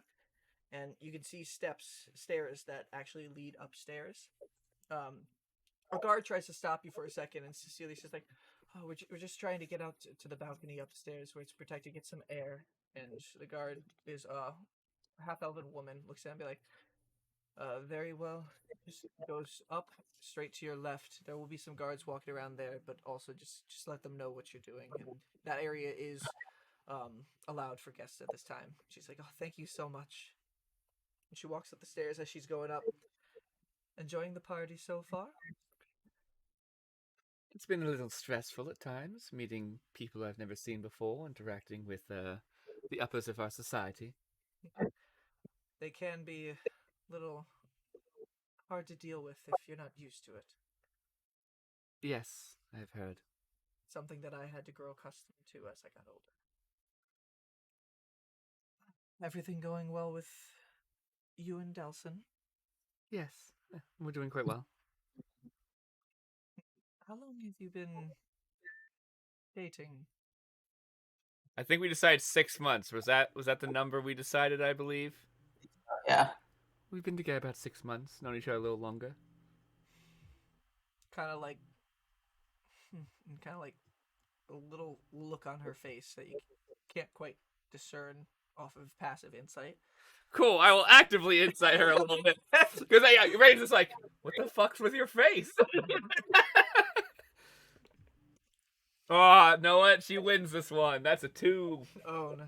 Yeah, it's hard to read. It really is. So she walks you up the stairs, and again, a guard asks where you're going to, directs over to the balcony. And there's, as you take that Good thing we've run into no guards I've slept with yet. You ran into one. Remember, there was one last time. Yeah, right, there was one early last time. But he didn't make a deal about it, so... And at the end of this small sitting area with portraits on the wall and a few some just decorations on the walls as well too, there's a whole section of just glass doors that all open up to the outside. Soon as Cecelia opens the door, you can hear the rain just torrential downpouring around, but you look up, and this is a balcony that kind of has like the balcony from the 3rd floor above it, overlooking, so the rain's not pouring down on you directly. It even goes out a little bit further than the 2nd floor, so the whole area seems, for the most part, covered. But you can feel the light mist you because can it's feel raining the so light hard. mist of like things just hitting from the area, the water dripping down, and just the whole moisture in the air around. But I'm imagining. I got the vibe. And you look out into the backyard for the first time. You see it is if you go down from the entrance below, it's a little walkway that surrounds around a fountain with a single lantern on the side facing the house, lighting half of the fountain, and the other half in darkness. You see the fountain itself is a mix of water and also sand coming out from the fountain and falling down below, flowing through a river to the back area, past the wall into the darkened forest beyond, which through the rain is very difficult to see at this time. No guests are outside right now, and this balcony, honestly, you guys are completely alone. Cecelia walks over to the edge and kind of just sits over the edge of the balcony. You can see her arms start getting a little bit mist covered, and she's just looking down at it. Do you join her at the edge, or are you hanging back a little bit? I will stand near the edge, but not lean against it. Okay. I'm not getting my dress wet. Ain't happening. She looks over at the fountain, and after about a 10-second pause of just looking at it, she says, "Fountains are always so calming to look at, wouldn't you say?"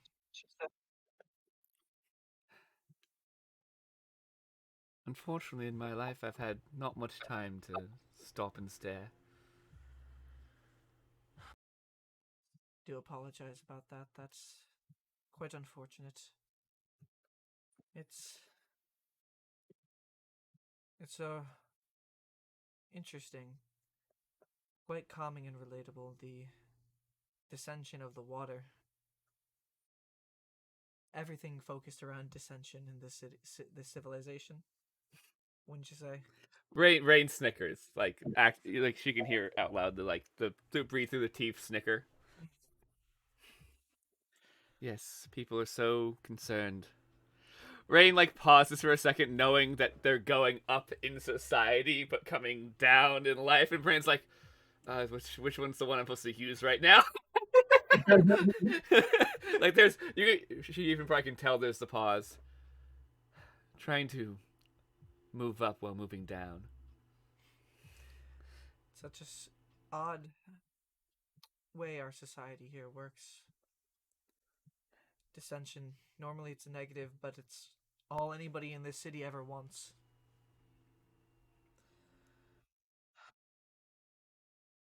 My parents, from a very young age, filled my head with the desire for dissension. Ever since I could speak my first words, I imagine your early years were a lot more blissful, already being descended with them. Am I right? Oof. Rainn will probably be quiet for a second. Like now, Rainn does lean.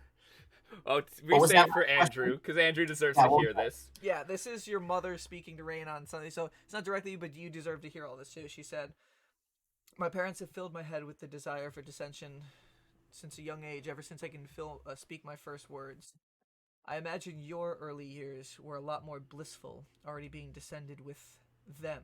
Am I right?" At this point, Rainn does begin to not fully lean, because I'm assuming Cecelia is like fully like leaning over. Yes, and just staring at the fountain. Occasionally, she looks back at you, but only for like a second. And then At this point, Rainn puts her hands on the railing to kind of like grip it. I don't know if blissful is the right term.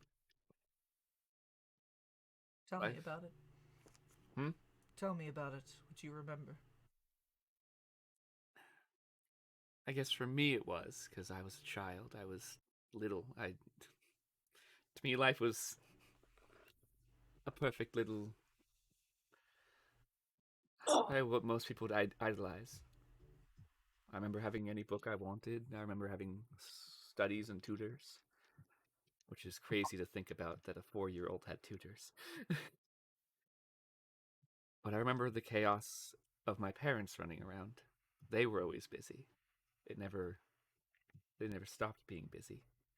I'm not sure always what they were working on, but they were always working on something. There was always people over the house, or them over others' houses. But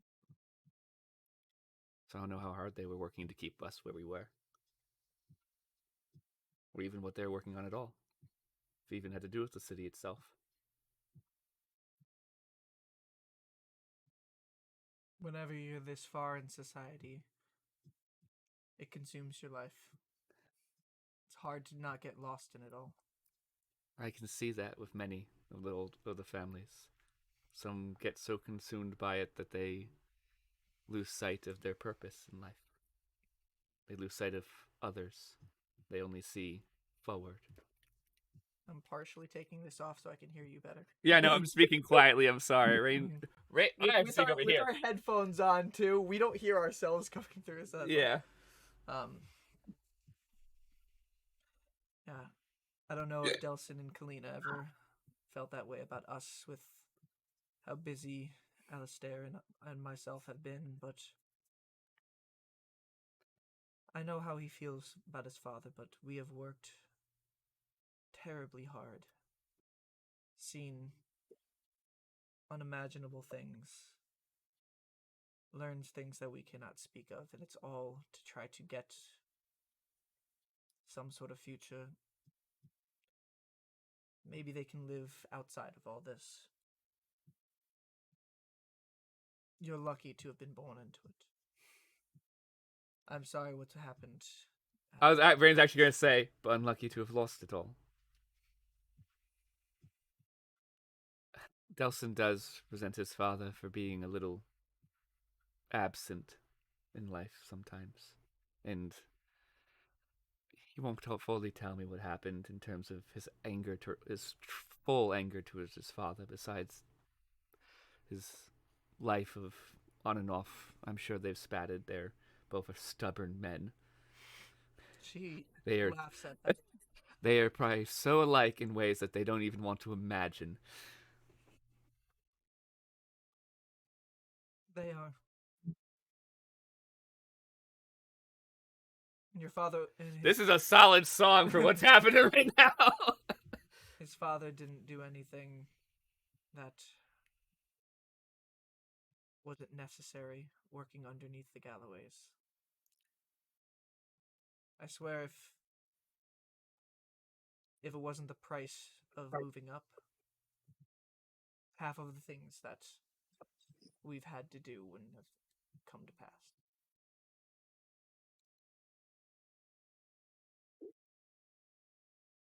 I don't know how your family did it. I don't either. I was too little to learn about our story. I do know my mom was born in the Grove, so that's a big up to go from living out in the... Rainn pauses, because, like, this term sticks doesn't exist in this world. And, like, the Grove isn't a bad place to live either, so I'm like, in a place that less people respect, to coming out here into the city, where it's much faster, much... To get anywhere, you have to work either very, very hard or be very, very lucky, or both. Most have to work hard.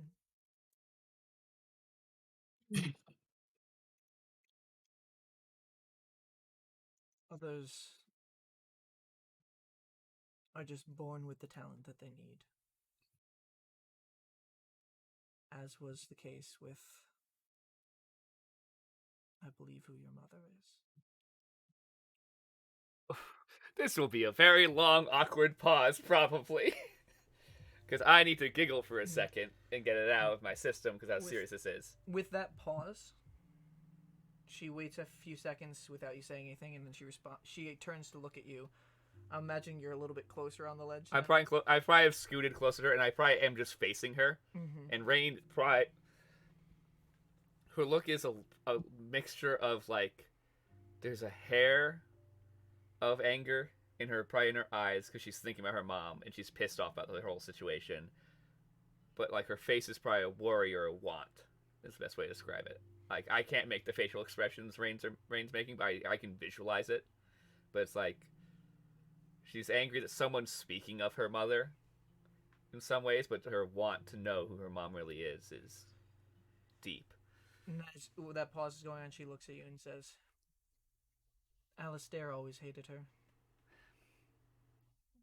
I was jealous of how successful she and her husband got with ease, while we had to inherit the family business and work it up from the bottom.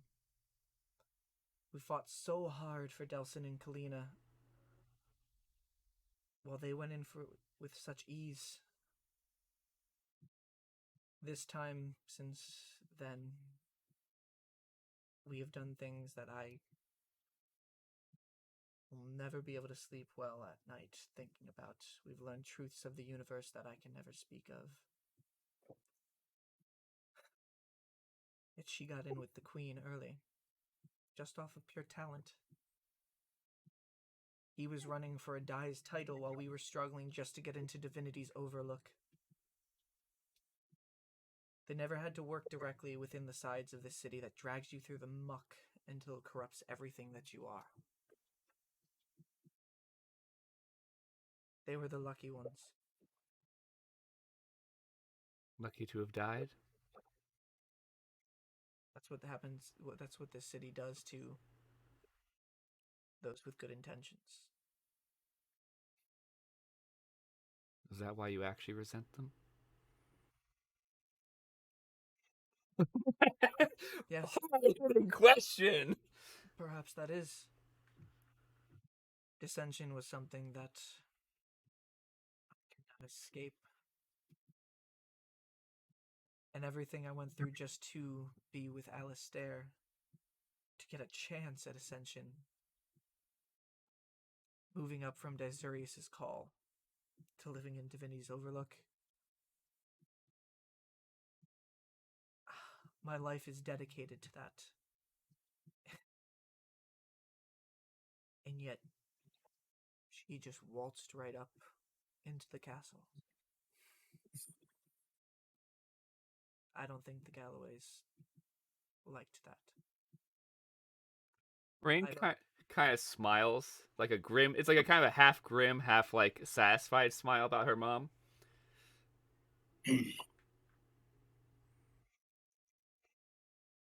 Well, I can't deny you that she wasn't one of the most talented people on all of Tychorus.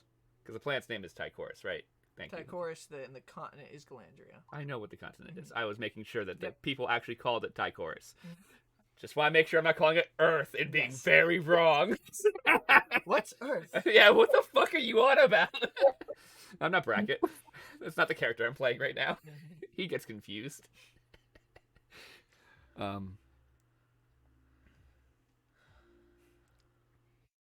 She tried to teach me languages like she knew. I didn't have the same ear for them. Better than most, I guess. I speak half a dozen. I'm still learning more because she taught me that languages. It's the only way to be close to her. Now a tear rolls down Rainn's eye a little bit, down the cheek. I know that you worked hard to make a successful life for you, but it was unfortunately cut short. It was wrongfully cut short. Yes. Rainn's hands are gripping the railing much harder, like to the point you can see them getting like red.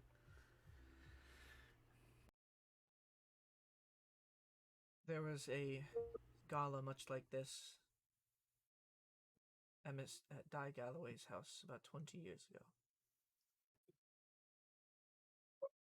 Your father was, much like us, had the potential to become a Di himself for a business he was starting up.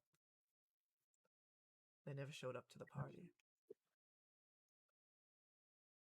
Alistair did ask the Galloways what happened, but all that was said was there was apparently an accident on the Duna platform.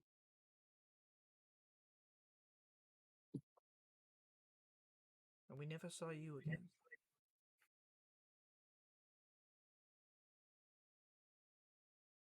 The plot thickens.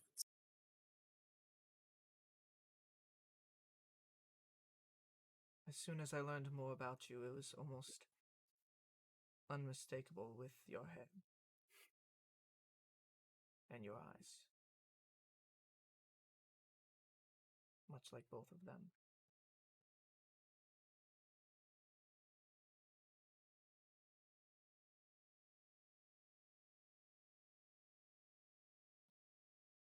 Would you like to know who they were? Yes. But I stand here untrusting of you. What's that? Though I don't know if Mr. Galloway had any involvement in my parents' death. The family is worrisome. And they definitely do not stand for the people, or care for the people of this city. Yet they hold all the power. Your family tried to work around that. I know why they died.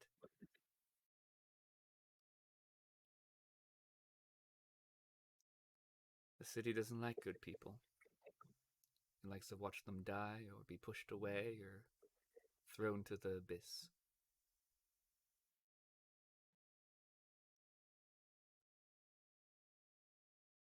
I've never much liked that part of it. Especially for a place I love.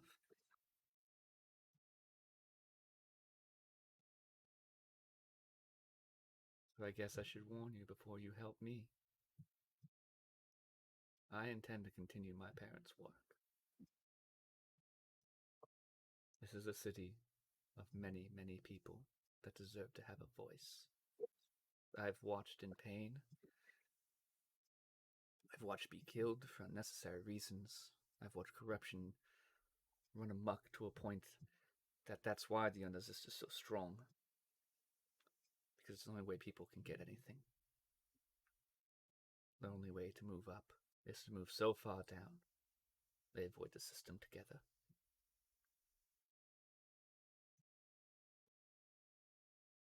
Regardless if you help me, I will serve my queen in my lifetime unless I'm killed.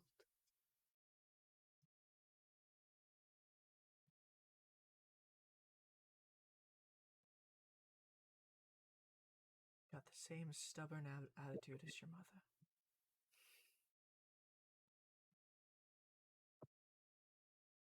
If you intend to work outside,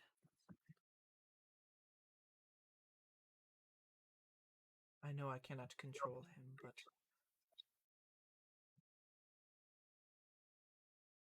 do not bring my son down with you.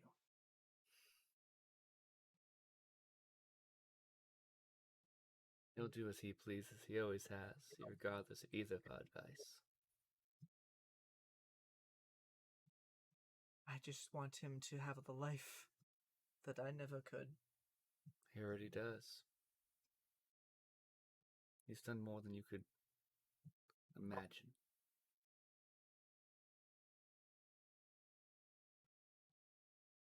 And he will do much more. That I am sure of. Kind of wipes a tear away for saying, she's like, if he follows the path down with you, all I ask is one thing, though. Please do not date my son. Do not what? Date my son. Rainn in her head, she's like, well, that's easy. She does not say that out loud.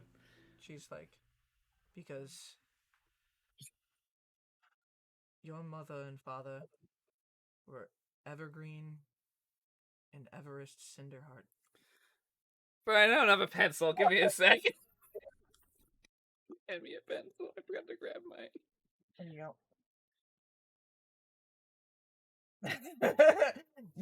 Vicky's taking down these notes, I'm sure. Right, Vicky?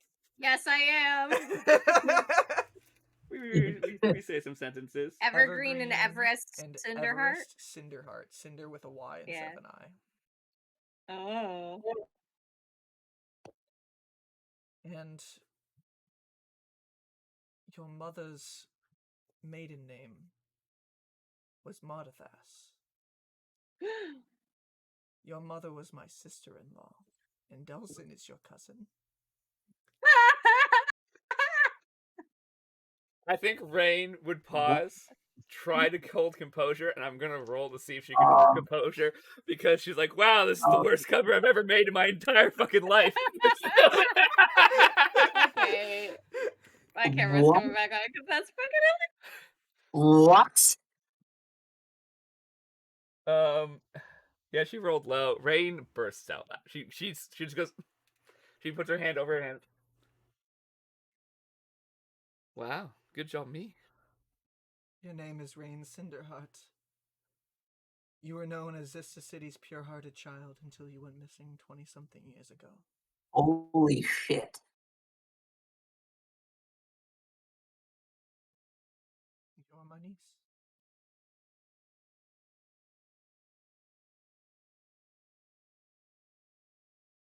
At this time, outside of your raven, you just hear from misfortune. Seems like Delsin found some other people trying to break into the vault. It's the group. It's apparently a group that you fought in a battle before.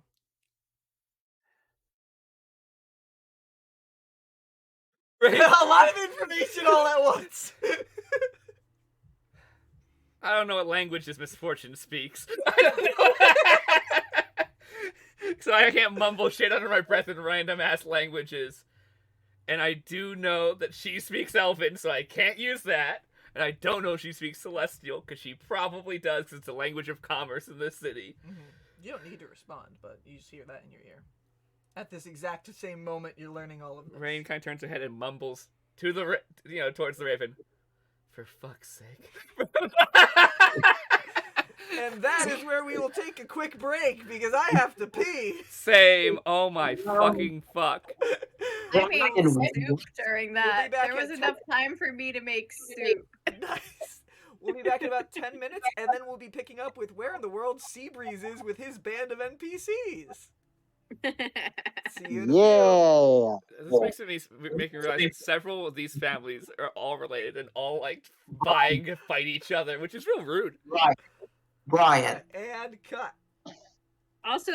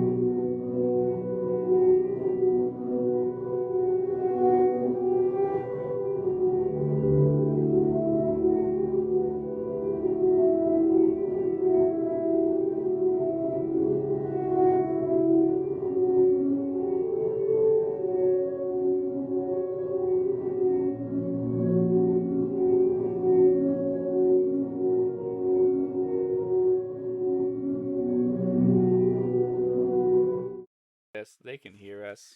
I Hello, think. hello.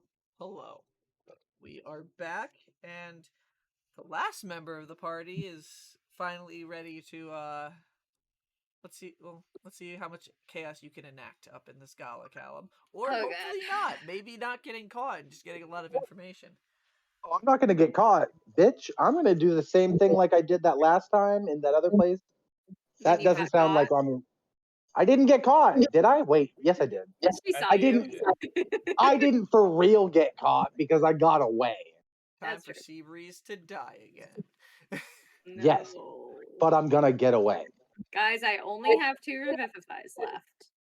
I don't need it. I'm gonna There you be go. fine. I'm gonna If be Bleak dies again, I'm gonna let it happen. no.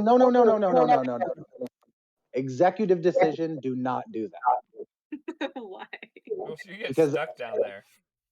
yeah, Oh, exactly. He is true. much more important True, to true. us getting into the cache than like probably I am actually gonna be.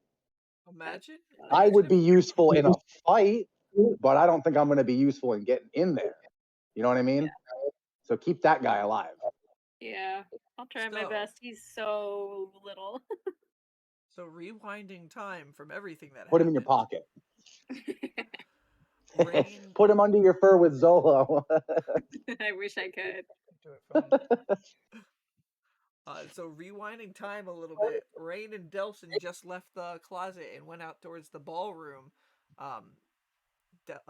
You can see in front of you, Seabreeze. You can see both Torian's disguise and Paul's disguise walking forward, and you're keeping a slight distance behind them all. Am I invisible still? You are invisible still, and Wet I have Hands, 10 you know, minutes? is walking. You have about 10 to 15 minutes left of invisibility, and Wet Okay. Hands is I'm walking gonna through the walls to the side of you. keep track of the 10 minutes, and Okay. I'm also going to keep a scroll of disguise self ready. Okay. So- I'm on the second floor, yes? No, you guys are still on the first floor. You're walking. You can't. You and Wet Hands can break apart at any time, but the last direction was, hey, you all four are gonna reconvene in the bathroom so they can change their disguises, and then you'll go your separate ways once you guys are upstairs. No. Yeah, fuck that shit. I've got 10 minutes of invisibility. I'm gonna make use of it. I'm gonna tell them that, and I'm gonna go upstairs. Okay. You run up and kind So- of whisper it to them, and they're like, "Well, just don't do anything stupid, and you search for us. I'm up there if you invisible. need." I can Literally do anything I impossible for want. them to not do something stupid. Paul Yes. says telepathically to you. I'm stupid, and I can't do anything else. Paul says, "No, he doesn't." You know what's funny though? He is just- actually pretty intelligent. He's got an intelligence of 15. Yeah, that's pretty good. But Paul doesn't telepathically. He says it out loud, just whisper. That's a fair point. Just let me know if you need any help. We'll be up there, okay? We'll be looked by 2 guards, but I'm sure you'll probably be able to tell.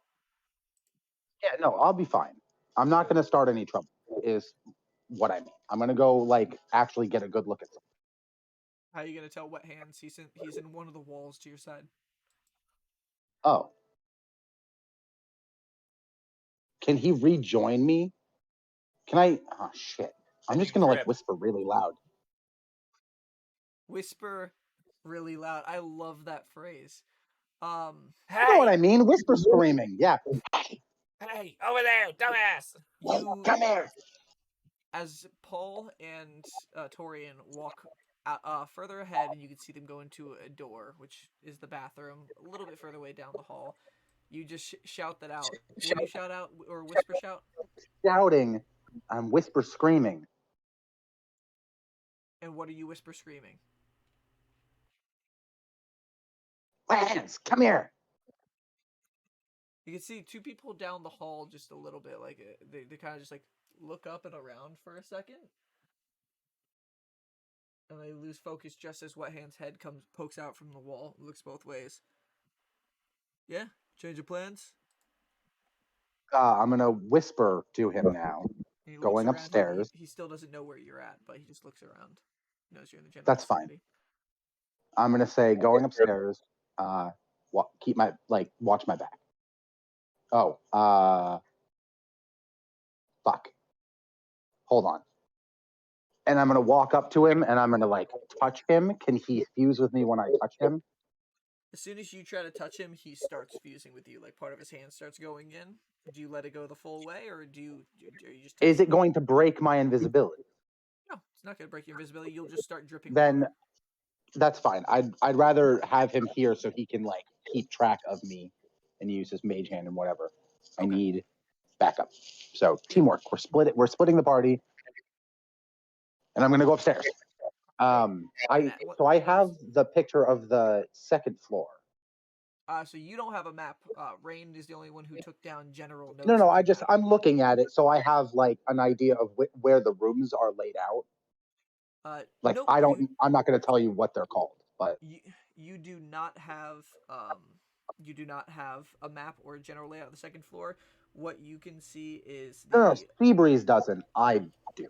Yeah, on the first floor, you do know there's only that one staircase next to the entryway, so walking through the banquet hall, and then that'll lead you upstairs to the second floor. You have seen that staircase, and even Wet Hand says, hey, I saw one when we were passing through over there, so if we need to get upstairs, that might be the only way on this side of the building.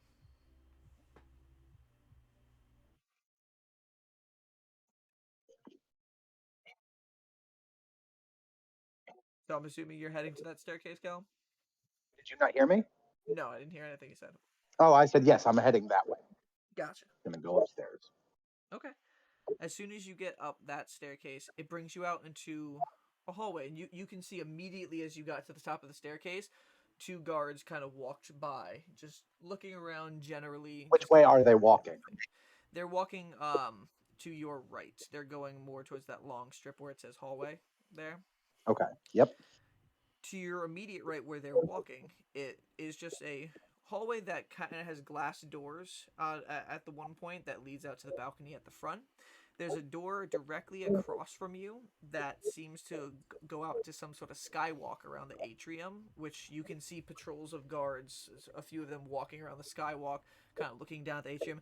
They're getting rained on. They're not very happy about it, but they still are walking around keeping their composure. To your left is a hallway that goes further down, and then to your left forward, you can see a hallway to the right. And again, you can see some guard patrols every once in a while. They're pretty spaced out, but there definitely are heavy patrols up here. Sometimes you can see a few of them escorting guests. Like there's actually two that come down that hallway next to on the map where it's labeled meeting room. There's two guests that are walking by with guards, and they're thanking them. Thank you for bringing them up here. Of course, we need to escort everybody to the bathroom, and they walk to the staircase. You kind of like move to the side a little bit just to let them down, and then to the left. You're going to the left? Yep. Okay, are you going all the way to the left, or are you going to go up that pathway next to like the hallway that is? I'm not going where they came from. I'm going back to the left. Okay. As you walk down there, there is a door on your left, and then a door on your right as you pass by that hallway. And you can see a few paces forward, there's going to be another door on your left. Okay, so I'm gonna just opening a door break invisibility. No, it doesn't break invisibility. All right, I'm gonna peek my head in each of the doors to see what's in there. Okay, door's locked. Does picking a lock break invisibility? Picking a lock does not. It's an attack or casting a spell. Fuck yeah, I'm going to pick the lock. Okay. Roll a lock picking check. Wow, I can do that, and I get to do it with proficiency. Okay, so expertise. Yeah, exactly. That's an 18. 18? That yes, sir. Unfortunately does not unlock this door. You get the tumblers in there. You can tell you're getting close, but it's not something that you can see. If I spend longer with it, can I try? Like, do I get the sense by looking at this door that there might be something interesting in here, or is this like a locked pantry where there might be like toilet paper and fucking perfumed sachets or some shit. Like, How Sachets. would you like to discern this? Do you want to try to peek under the door? Do you want wet hands to go through the door? Yeah, you do have that ooh, option. yes, fucking yes. Imagine this is in a meeting room. Someone just wet hands is like, oh, sorry, apologies. Yeah, I want him to go through, but just to like poke through. Okay. Like just lean basically forward through me through the door. Poke his eyes through, just his eyes. Okay. Yeah. You can see as he does pop out, his ghostly form does appear. You guys wait till a moment when I'm assuming there's no guards directly around you, and he kind of pokes his head through, looks through. Looks like some sort of trophy room from a quick glance. Yeah, I'm gonna spend longer on this lock. Hold on. Wait, give me a second. I'm gonna do the lock. Okay. Hey, wait, can he unlock it from that side? He can't directly really interact with anything, like physically touch an object. He can mage Not hand with his it. mage hand or anything? He can mage hand it, yeah. If you, yeah. So, do you want him to?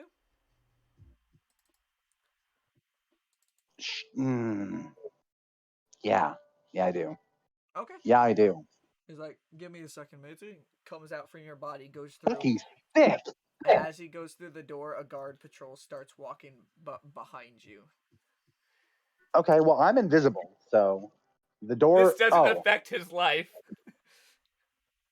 But I'm gonna hold the doorknob so that when it clicks open, it doesn't open like open. Does that make sense? Yeah, good on you, because that was what was gonna happen. So, The guard just opens and there's a fucking ghost. Honestly, the guard should be like, know what? This is not my problem. So it takes a second. You can hear the. No, look, we're back to 3 frames. You can hear the click, like the door trying to move and tries to pull open a little bit, but you hold it tight. There is a small swing open. There's this small sound. I'm just gonna roll a perception to see if the guard hears that click.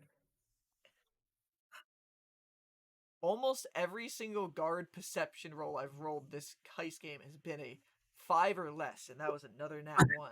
I love it. That's Good fucking sick. These guards are these fucking guys. incompetent. They're Except for the fucking one that bored rolled out of like their a minds. They nat wanna 20 go on home. me. Yeah, that was the only good one that it's had so far. Okay, so what's in the trophy? Oh wait, he hasn't passed yet. Okay, Yep. So you give the time for it sorry, to pass, I'm getting ahead of myself. and then you let go of the knob, and you can hear the mage hand open. Wet hands to the other side. Some trouble? What was going on? Just being careful. Yeah. Well, Keep, looking around. keep watch, real quick. Okay. And the door will close, and he'll kind of like stick an eye through the door. So like Perfect. I'm imagining that he's doing it in such a way that his beard is still clearly visible outside the door. Oh, absolutely, beard and nose. Mm-hmm. And part of his hat. Just the Oh brim. yeah. So And probably like the palms of his hands. Yeah. You're looking through this room. There's about 8 different trophies in a case that are just put up along the walls, as well as other banners from the Oil Retrieval Institute just lining the walls. Are they seem literally trophies like oh, gold and silver and actually made out of those materials? They look like what you would imagine trophies to be in different shapes, sizes, different types of rewards. You can see some of them are written for his kids. Other ones are achievements that Best at doing blow. that actually Hanadas got when he went through school years and years and years ago, and things like that. at a quick glance, what is made of gemstone versus precious metal? And what looks like I could either break what looks like it's made of a gemstone that I could either pry out or break off, or what is small enough I can just stick in a pocket or a pouch. They do have a glass case around all of them. There is one that is small enough that looks like it was for the daughter, and it looks like it was some sort of like fencing class when she was young. She got first prize. It's a small trophy that looks like it can fit in your pocket. You can also see it looks like Hanada was the valedictorian of his class when he graduated, and at the top there do appear to be both of the school's colors on there, which is a red stone and then a clear diamond. So there's a diamond and a ruby at the top of the two. at the like little wing arches up. Both of these are in glass cases, but those are the two things that probably fit your description. I want the stones. I don't want to take the little girl's treasure. Okay. So Aw, how he has will a you heart. try to get to the trophy? Honestly, I'm gonna like go for it. I'm gonna think for a second. I'm gonna go. This isn't what I came here for. Like, I need information. I've only got a couple more minutes of my invisibility. I know this isn't the important thing to do. I can go cause more trouble learning some facts versus stealing some shit. Character development. Not much, but just enough. Okay, so what? Do you leave the room? I do. I'm gonna leave the room and I'm gonna close the door behind me. I'm gonna ask Wet Hands to duck into the next room and tell me what's in it. Okay. Looking into the next room, there does appear in this next room that's immediately to the left of it. That seems to be a small sorts of library. Looks like class materials, research books, and things like that. Probably something that his children uses. Okay, so children, they probably don't have spells or anything like that. Interesting. You don't know. They could be at the Origins Institute. Ooh, that's a good point. I'm not going to spend time there, though. I don't have. What's the next one down? After that, immediately to the left of that door is the staircase that goes up to the 3rd floor. And then Wet Hands pops into the room that's right beyond it before the wall when it goes down the hall. That one appears to be a bathroom there.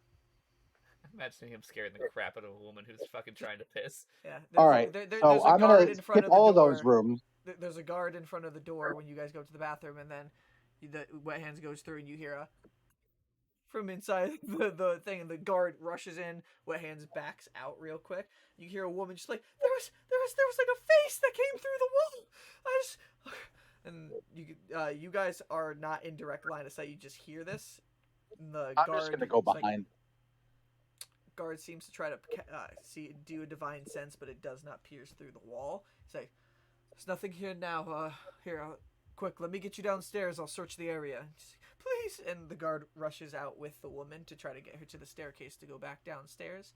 So you know he'll be back up here in a minute's time or so. All right. Well, we're going to keep checking the rooms a little bit quicker now. Okay. Because we're looking for the... Mhm. What's that? After you get to the past the bathroom, there's a wall and then another hallway that goes to your right, and there's a door. There's two doors. One first on your left, and then immediately next to it looks like there's a split. So there's two separate rooms there. Okay.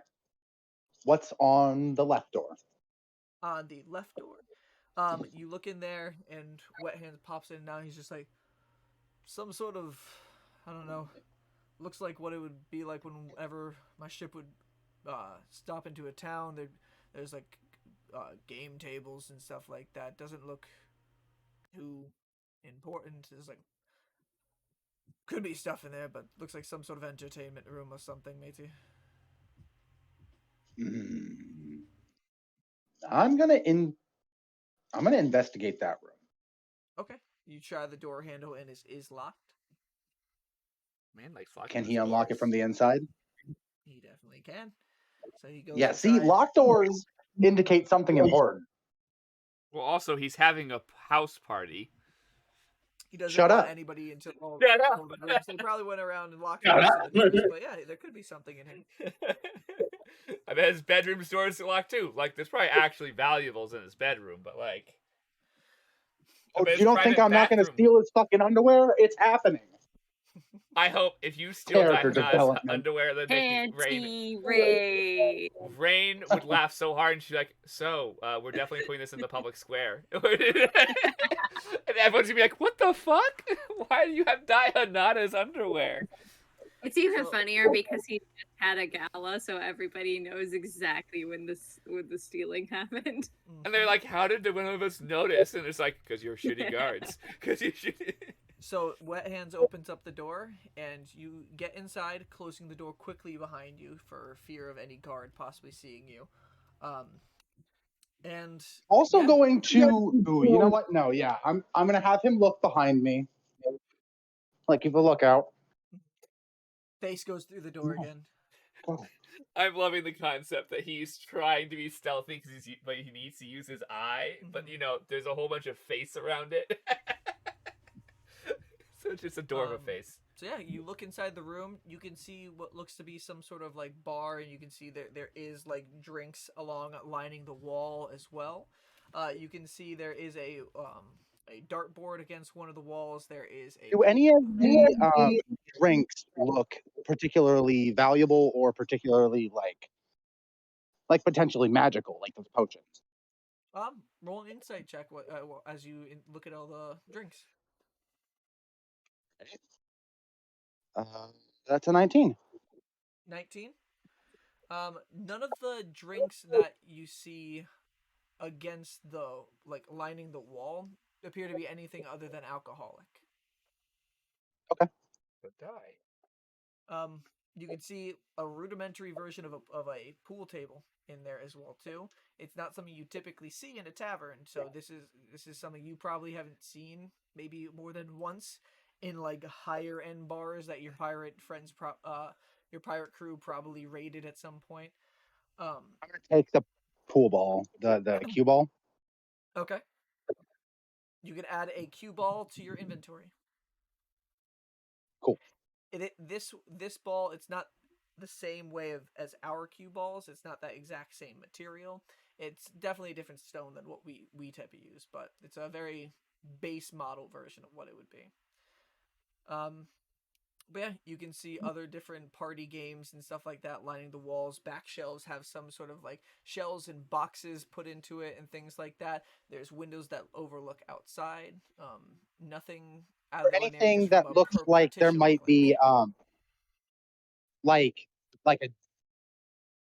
like a ledger or some sort of like betting book or something that I might need to keep in case, like for leverage kind of thing. Yeah, roll an investigation check. All right, that is not as good. That one's a 16. 16. So no ledger.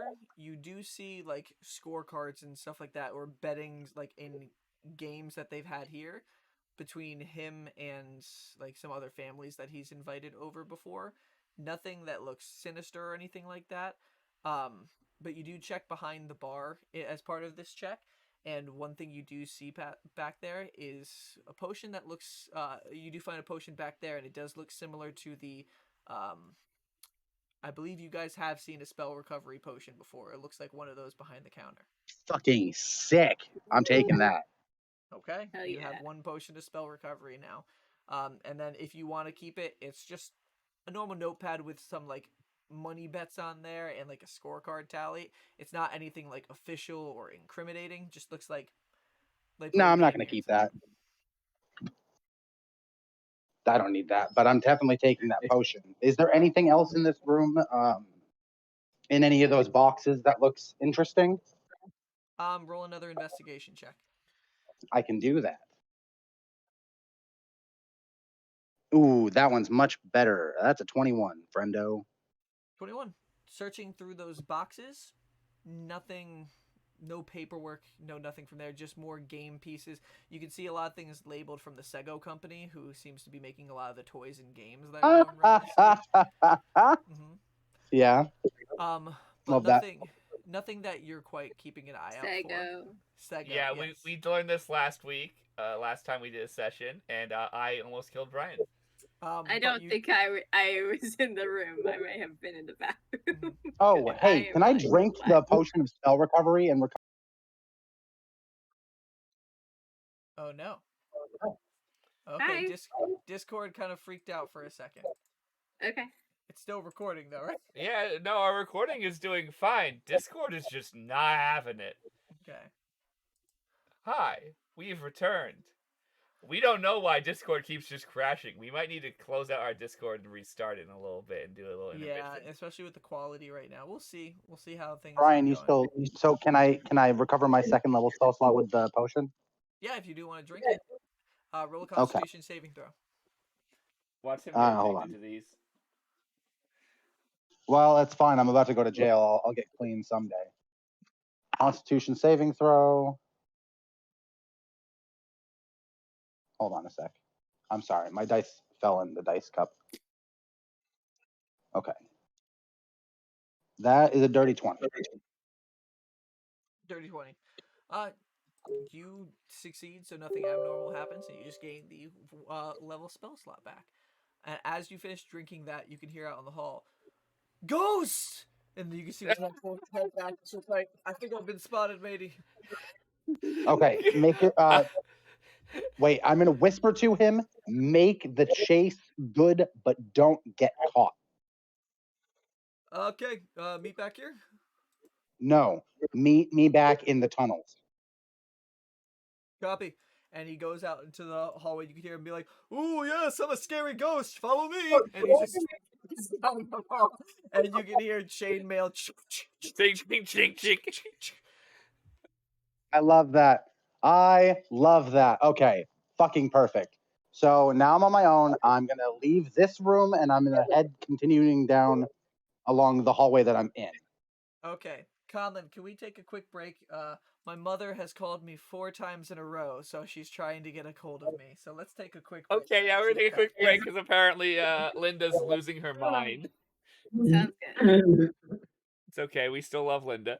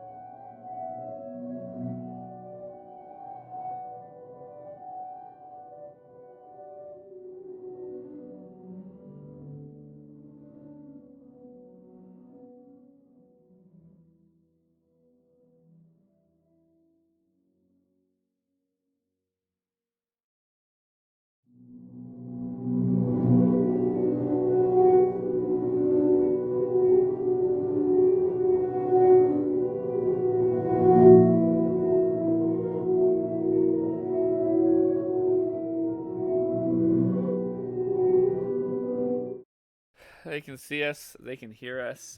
Sorry. No worries. Everything's good. But yeah, back where we are. So you're So you leave the game room that you're in.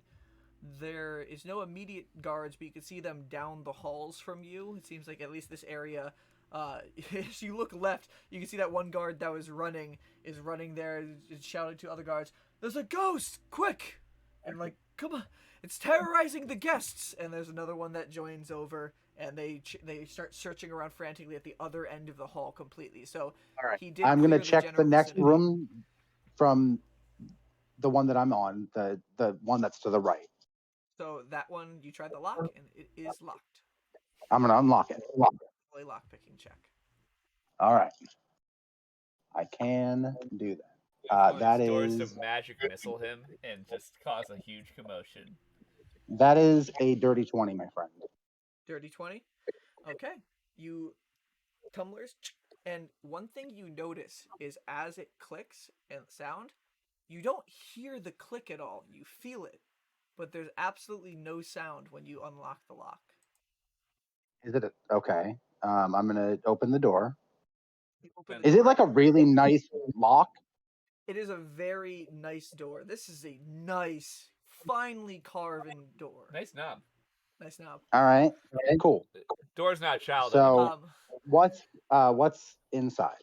I'm gonna walk in and close the door behind me. As soon as you look in and you close the door, you turn to face the room, and you can see a set of armor just collapses to the ground and makes no sound whatsoever, surrounded by 5 other piles. And standing over its corpse, you can see the visage of Misfortune, who's just standing there and looked at the door as the door just closed. Oh fuck. And she just starts walking over in your direction, and I'm gonna drop invisibility. I'm gonna drop invisibility and make a timeout symbol. and she sees you and just like, she snaps her finger. I can't see you. I'm looking right in the middle of the two of you guys. Mm-hmm. So I can't see what she did, but she does what? As she sees you, she's like, you can see like her like getting ready stance kind of drops a little bit, and she snaps her finger, and you can start hearing again. She was just like, perfect. And she was. I know you almost killed me. Thank you for not. Yes. I'm gonna run behind her and check to see if there's anything valuable in the pile of armors.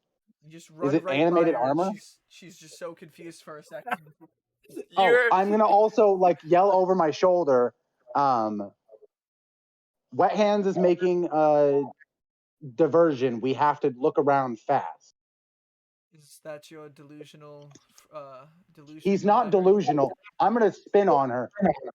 He's real, and he's a ghost. She is for a person who has magic, she is the least superstitious person ever. Oh yes, a ghost. Ghosts are real, and one is my friend. No, it's a ghost, and then I'm gonna grab her arm with Gaunty, and this is a mimic. And is that a good choice? She lifts up her arm, and your arm moves with it, and she can see the eyes, and she's like, "Release me." I'm gonna start cooing to Gaunty. I'm gonna say, "Good Gaunty, good boy, thank you. Can you let go now?" Roll a persuasion check. Thank you. Oh, it's a nat 1. You're stuck to Misfortune now. Gaunty's not letting go. She is so immediately tired of your shit. So immediately tired of your shit. He likes you. And she's just like, and she like just pulls you along with her now. Just like. So what are you doing up here, Misfortune? I know we haven't gotten to speak much, but I'm happy we're teaming up together right now.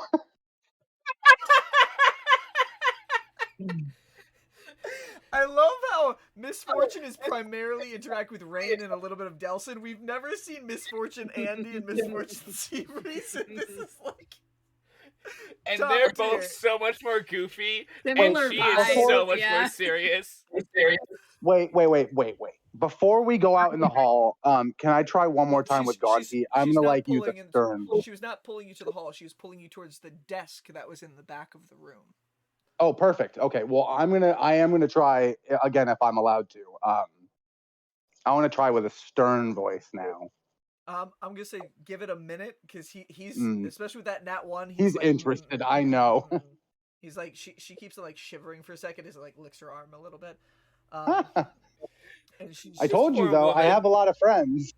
And she pulls you over to the desk. She's like, I just got separated from, or I just separated myself from your friend Andy, and apparently there's a portal down from where we were at that brought to the Dai's personal study room. And she pulls you over to the desk and she's like, having trouble with these locks though. Oh, I can help you with those. I can't break it like I normally can because we can't leave any traces of this. That's fine. I can pick them with my lockpicks. I will need both my hands though.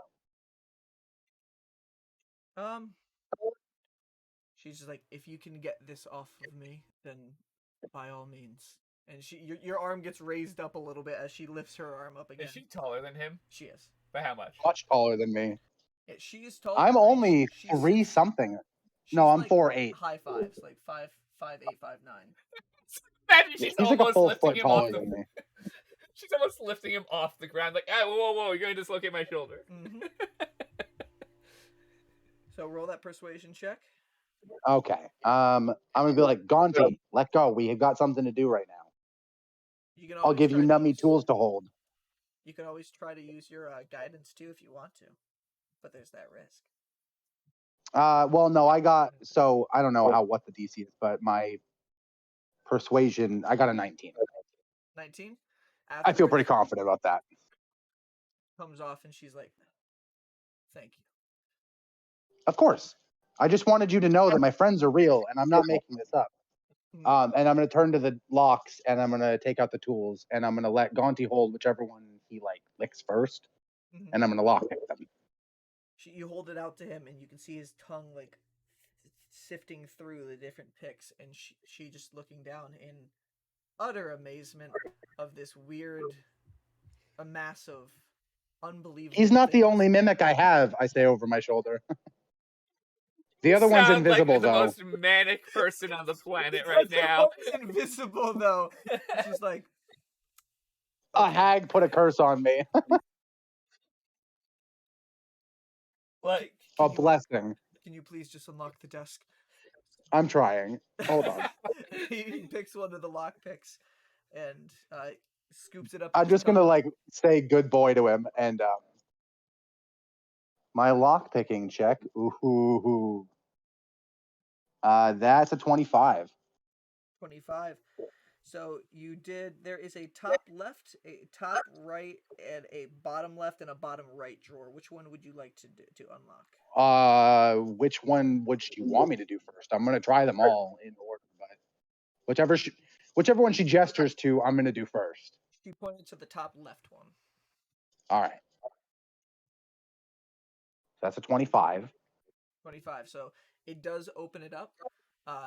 And as soon as you take the lock off, pop open the drawer, it has a ring of 3 keys inside of it. Ooh. Did she see them? Yes, she's looking over your shoulder. She does not trust you. All right, well, I'm going to ask her, do you need these? Or are these, are we still teamed up? Or are you going to double cross us? Because otherwise, I'm going to take these. You ask her physically. Are you still aligned? I'm a pirate. I'm used to double crosses. It's just part of the business. Are you still aligned with Rainn and Delsin? Of course. I'm the fall guy. That's my job right now. I'm helping them until I fall. So essentially, she's arresting you. Yeah, perfect. Is that you that's arresting me? Because then we're in this together.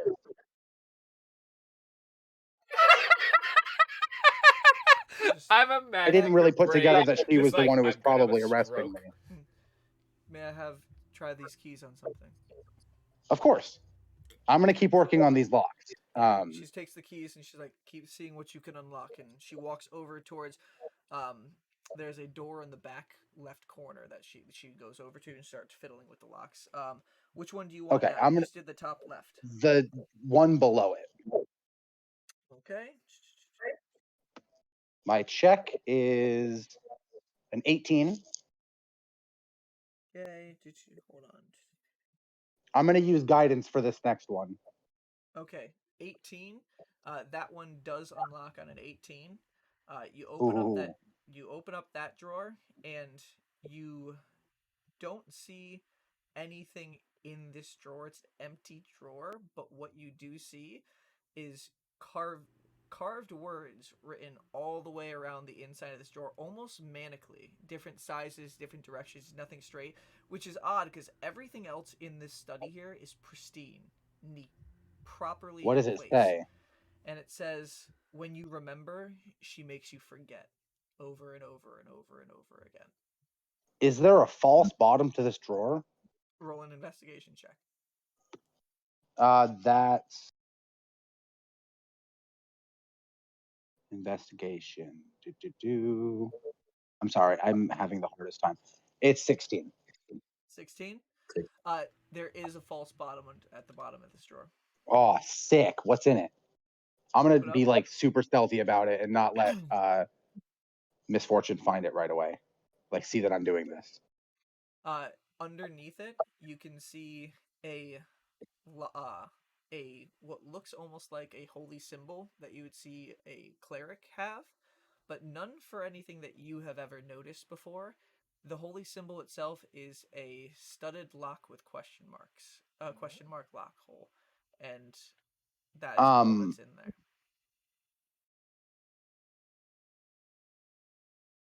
I'm gonna put that in my pocket and put the false bottom back.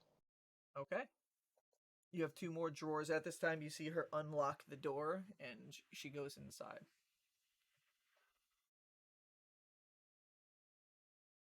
Okay.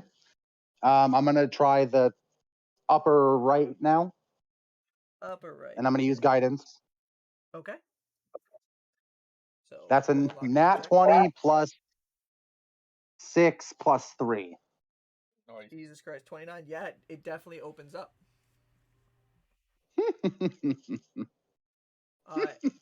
Inside, you find a lot of writing utensils and a lot of papers in there. A lot of paperwork with stuff written on it.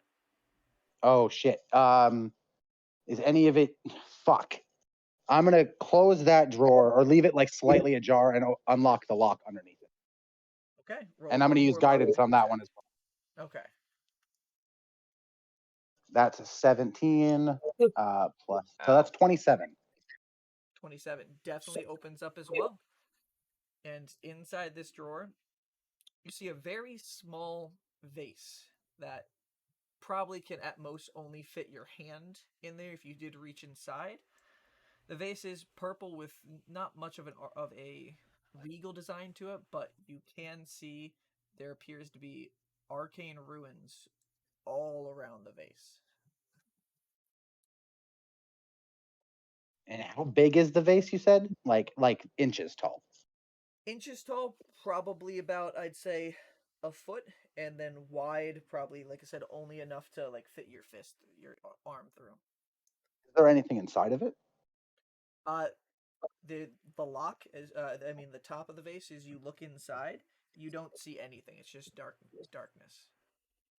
I'm gonna pick it up, like slosh it around to see if I can hear anything. Nothing that you hear on the inside. You see these arcane sigils moving with the vase as you shake it around.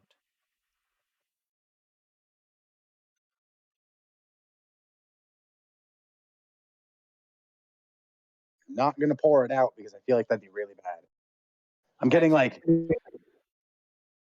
vibes off of it. All right, I'm gonna go to the teleportation circle and go to Andy. She did not show you where the teleportation circle was. You can ask. She's in the room. because you don't see Oh. it directly around you anywhere. Okay, well then what's the room that she went into? That tiny whatever room. That was The other space. Yeah, you go over there. She was just about to come out afterwards as you're at the door. Did you find anything? A bunch of papers and this vase. I don't know what's in it, but it looks a little bit sketch. This is a magic. I figured since you got of sorts. What's what? It's a magic cache of sorts she takes as she looks at it. No. Wait. I'm not gonna let her take it if she calls it a magic cache. I'm gonna be like, whoa, what is this? She goes to reach in. She's like, "Oh, it's definitely not the one you all are looking for, but this is some sort of cache. Maybe a personal thing of the dies that he didn't want to keep stored away. I'm not sure. You said there's paperwork. A lot of papers in the desk. How does this thing work? You said it's a magical cache of some kind.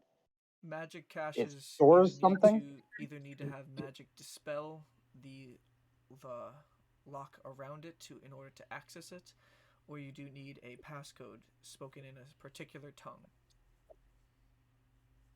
Okay, well I can do that part. What's the passcode? How do I find out what it is? Well, and she pushes past. I'm gonna use Can I use the Dai's voice? Do I have his voice like in my memories? Because I've heard him speak. I don't think you have. No, you haven't. You left the party before he did any announcements. You have not heard the Dai speak yet. Unfortunately, you could not do his voice because you haven't even heard him say a single word because you ran off for shrimp puffs, then you went to the forest. No, you're right. That's my bad. How long did the Dai speak during his little speech? It's a little over a minute and a half, probably. Perfect. Mm-hmm. What if I said can speak just like him? What if Perfect. I said what was the written quote? Whenever you remember, she makes you forget. Yeah, it was when you remember, she makes you forget. I'm gonna say that out loud, like under my breath. You say it out loud. Nothing directly happens with the vase, but you see, roll a perception check. Okay. That is 24. 24.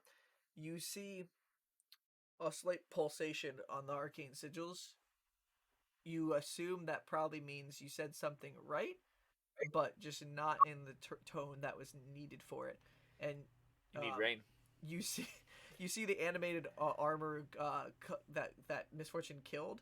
Like twitch for a second, but then like don't reanimate because she completely destroyed them.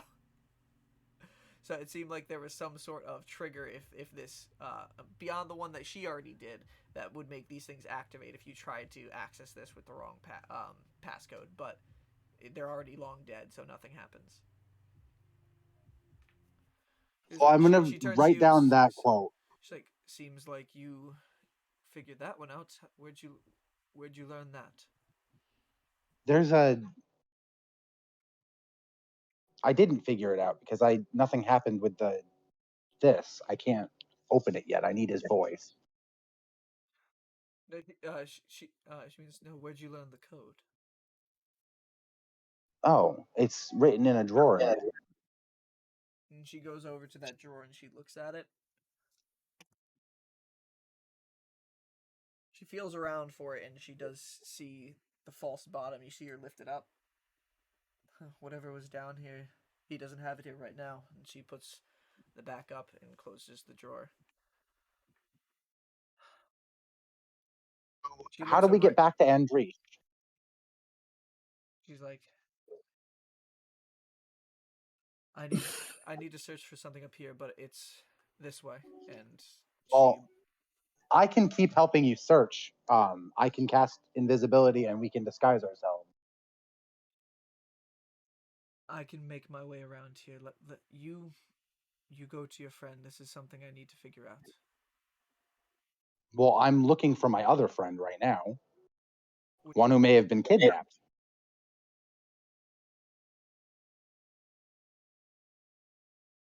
You think that she's here? I don't know what to think, but we suspect that she may be here.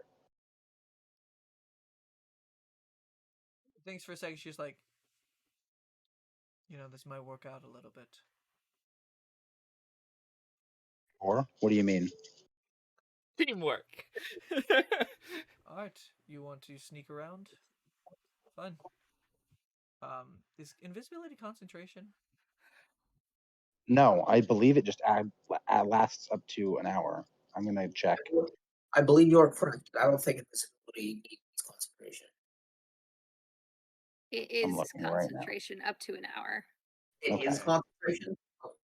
Yeah, you technically can't do invisibility on yourself and her because that would be casting a spell, so it would cancel out your invisibility. You could cast it at a higher level to do it. I can. No, I can't. Oh, okay. Hmm. Yeah, you'd have to use Well, like a third level spell slot. I can either. So I'm gonna tell her I can either cast it on you or myself. But one of us can dress up like a guard and make our way because I've got some disguised self. No one will question me here. Perfect. Well, then I will be your invisible shadow, so to speak.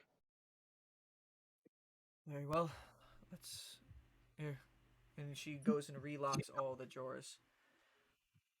But I just. She's leaving no she says leaving no traces behind. Do I need to put the magic cash back? No, I'm not going to put that back. This is mine. This is mine. And she sees what do I call it, by the way? You can say Dai's private cash.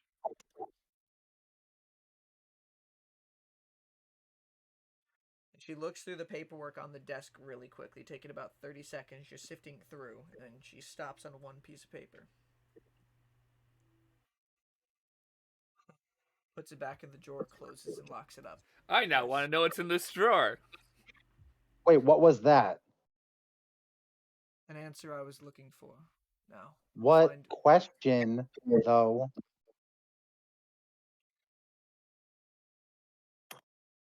Misfortune, we're not going to get along unless we trust each other. She trusts you as far as she can throw you. You can probably throw him pretty far. She has telekinesis. She can yeet him across the entire fucking building. A persuasion check. All right. I'm going to use Blinky for this as well. Ooh, persuasion. I'm really good at that. Yes, you're a rogue. Yes, that is a 22.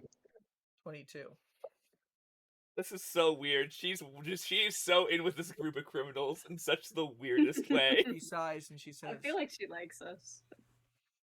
There's something. What's not to like? There's something that many in high society here worship that's been hidden in the shadows. I want to talk to it. Oh! Wait, what? Wait, what? What? No, do not talk to it. Wait, what did you just say? So there's something hidden in the shadows that many in high society worship or believe in. I want to talk to it. I know what Andy saw, right? Andy told me about it. What are you referring to? The slime monster. The thing that Paul worships. You know of it. You know of it. Fortune's Favor. That's what it's fucking called. Fate's Favor, and then they Fate's talked Favor, about meeting Fate's Favorite, which is what Andy and Serenity ran away from. No, but Andy told me about that Fate's Favorite. Yeah, but I don't think we have the connection that is connected to the symbol. I don't think our characters have that connection.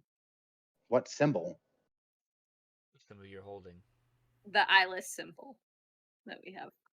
Oh, I'm not looking at a symbol. I just know that there's something that somebody worships. I'm putting other pieces that she just said and you said. So what do you say? And she just said she wants to meet it. She said she wants to talk to it. No, fuck. Andy talked to it. You don't want to talk to it. That thing's scary as fuck. That thing is messed up. Andy spoke to it? Andy, ran away from it and it kept up with him. Do you know how fast Andy is? Andy's a fast boy. Misfortune immediately turns around, walks to the bookshelf in the back, and actually moves to the side. You can see her move the book and hit something behind, and the bookshelf moves, and you see a blue glow coming out of it. And then she just Oh, is that a walks- teleportation circle? Now you think Yo, it's a that's- teleportation circle. She looks at you, walks in it, and disappears. Andy, we have to have a talk. Can I go back with them too? I'm gonna go back with them as well, wherever Yeah, the you were teleportation. left in the room alone, so it's up to you. Do you follow, or do you stay here, or do you leave through the main door? What do you do? Fuck. Really want that paperwork. Would I know that Rainn really wants that paperwork? No. No, absolutely. Nah, then that's fine. All right, then no, I'm gonna stay. I'm gonna stay up here because I told her I was going to. So I'm gonna cast invisibility and leave the room. Okay. And now you guys have split up. we get so close to the party getting closer together, and immediately it changes. I'm gonna pause. No, right but there. I don't want to stop being like close to Wet Hands. That's Okay. fair. I'm gonna pause right there. You told Wet Hands to like cause chaos, and then you'd meet downstairs in that hidden tunnel. So that's where Wet Hands is gonna Yes. go after he's done with his commotion. Yes, that's where I'm gonna Delsin. go too. Also, I need to find Rainn to open this fucking cache. Yep. Delsin, you are behind the barrel, and you can see these 4 individuals with the magic blocking the entrance somehow, so nobody can see. You can see help walking through, but nobody seems to pay attention. And there's just Bliss standing on Static's shoulder, just moving the locks around. You have like an 18 stealth or a 19. 19, yeah. 19. A good minute goes by, and then you see as they're looking around, 42 like stops as he's looking at the barrel that you're at. You should do the.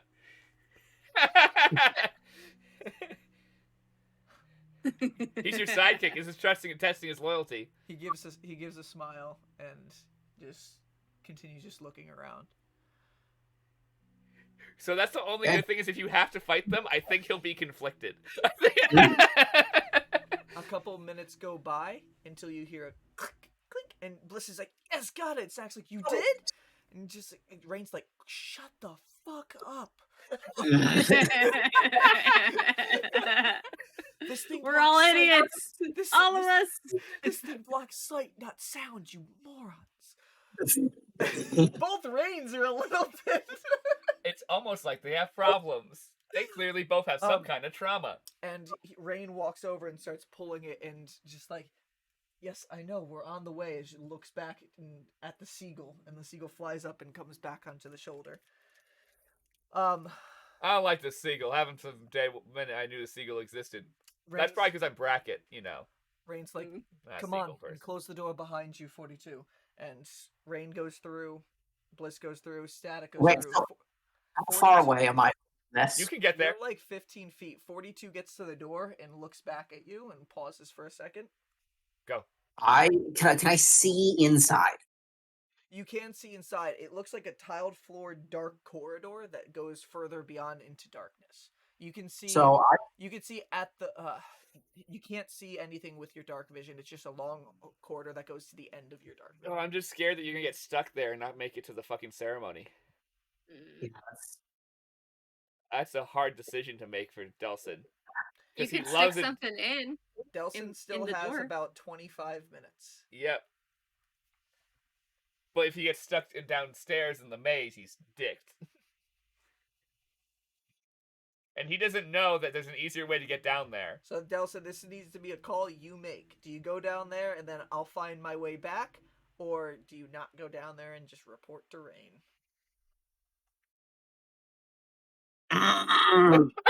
It's D&D. Be chaotic.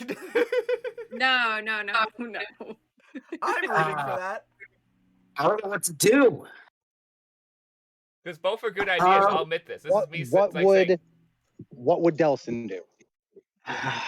What would the Shadow do? I want to point out that Delsin and the Shadow, or Delsin is very tired at this point of everything upstairs. But it's up to you.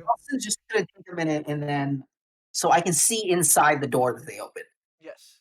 And But you can always tell Rainn through the crow that some shit's going down, and then say, "I'm going down after that." Yeah. Before I do this, I'm going to whisper to the crow and say, "They open the door. I need to follow them in." And then, so have any of them gone in yet? They all have. 42's holding the door a Okay. little bit for you and being like, "Come on, if you're gonna come." So I'm going to summon my echo right inside the door and switch places with him. Nice. So your echo forms right behind 42. He looks in Rain, Static, and Bliss are up ahead. They didn't look back yet. You swap places, and 42's right there. He's like, closes the door. Well, didn't. Hold on. Well, You have to remember how he talks, don't you? yeah, he's a little bit nervous. So he's like a fanboy of the Shadows. He's like, What are you doing here? and pausing that right there for a second, Andy, you hear the big door open outside as you're resting here with Bleak. And you hear... Look under the door. Roll a perception check. Oh, everyone's gonna run into each other, and Not you might want to one. run down over there. Not one. You don't see anything at all. I love it. All you do is you're able to hear, because they're not trying to hide it. It's just like you can hear the voice of the boy Rainn. Come on, quickly. And then Static's just like, yeah, I know, come on. Okay, I stay quiet. I cover up Bleak's mouth. And 42, you can hear him shout, I'll catch up with you guys. Just look one moment. And then then you can hear that, and you hear him speak to somebody else real quick as they walk beyond. And you can hear them say, well, there's a weird wolf body here. And they just walk down below. 42's like, look, we're here to steal something. Something that Rainn has been tasked by some entity. I don't understand exactly. Some sort of stones.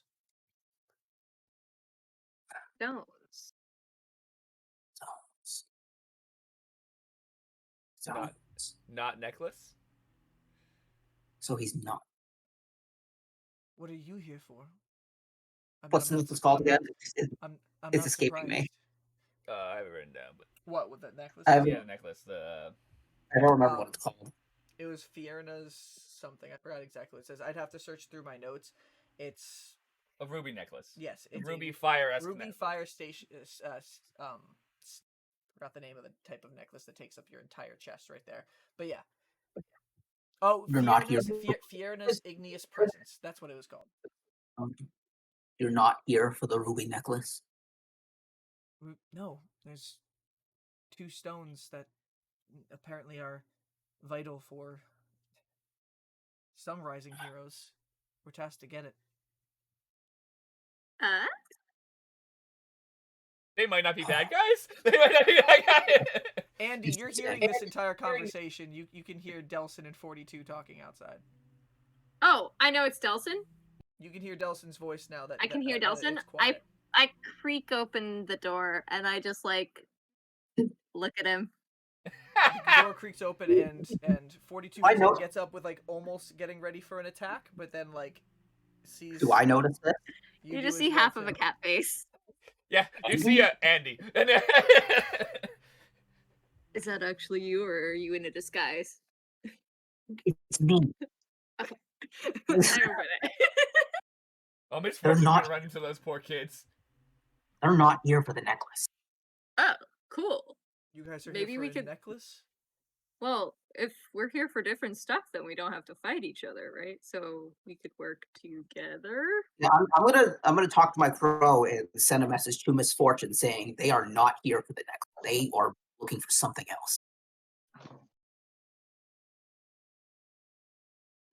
Okay. At this point, you have to think about where Miss Fortune is. Yeah, Miss Fortune. Brian's brain might let this is happening in the middle of Miss Fortune talking to Seabreeze up there, and she like thinks for a second, but then Seabreeze is just being too distracting, so she's not going to say anything yet. She's going to wait a little bit. She hears that, but she doesn't respond back. During one of the times she stared off into space, trying not to kill him. Yes. But yeah, and he's like, yeah, this is something that I don't know. Rainn is confident for something that the gods need for somebody. Which ones? There's a lot of gods. I don't know. Oh, okay. Well, Did you finally walk out of the door after this moment? Bleak no, I'm taking a short rest, so I'm sitting. Bleak kind of pokes his head out too and be like, "Are these This is Bleak. friends of Bleak?" Oh yeah. This is my friend Delsin Mardithas. Present. No, Bleak saying, Delsin Mardithas. I heard he's descending tonight. You know, fuck, he's like, Bleak is like, my master has mentioned your name a few times. Delsin's gonna blow his fucking brains out at this rate. Oh man. At this point, you can hear from down the hall. Rainn says, 42, what are you? And then you can see them at the end of the hall, and Rainn sees Delsin, 42. Andy, did you get out of it, or did you just open the door? I opened the door, but I'm gonna peek my head out and just wave. And Rainn's just like, oh, you've got to be kidding me. I'm imagining he's about to, like, kill all of you, and you're just like, hello? Walks over and be like, what are you all doing? Quiet, whisper shouting. What are you all doing here? Oh, we're here for something completely different, actually. Brian, it's a real thing. You are, and something completely different from Andy. Well, same task of breaking into We're the stealing cache. something, if you could believe it.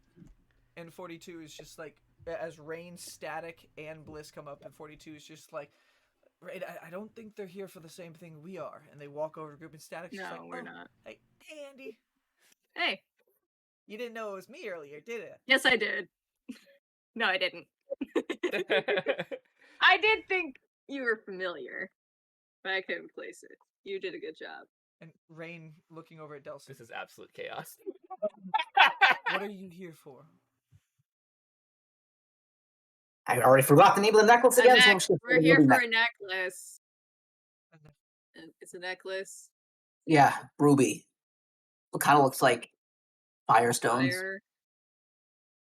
He looks over at Static and Bliss. He's like, he's gotta just try to get a read just to make sure you're not lying to him. He's confident. And he's going like this. He's confident you're telling the truth. He's just like, imagine if every group that went out was actually told to steal something different, and they were all just killing each other because some criminals are like, this is funny. Rainn looks at you guys and is just like, it's hard to tell. So many people here trying to steal different things. Who we're able to trust. And well, I mean, if we're here to get different stuff, I don't see why we can't work together. He turns to the seagull on his shoulder, and the seagull looks at him, and you can see the beak moving, but like nothing's coming out. And he's just like, "Is that the talking bird?" And Static's like, "Yes." And Rainn's like, "You told?" And she's like, "I didn't mean it. Just kind of came out. We were." And she's oh like, shit! I'm sorry. I have a talking bone friend. Out of your arm. Like, yeah. I wish I was here. I would have told them about all of my friends. Head comes out. I imagine this is the most chaotic moment in history. That I'm just. Now I'm wishing that Seabreeze had gone with Misfortune, so all of you met up, and Rainn's just having an emotional crisis on a fucking balcony while you're all like, let's go steal stuff.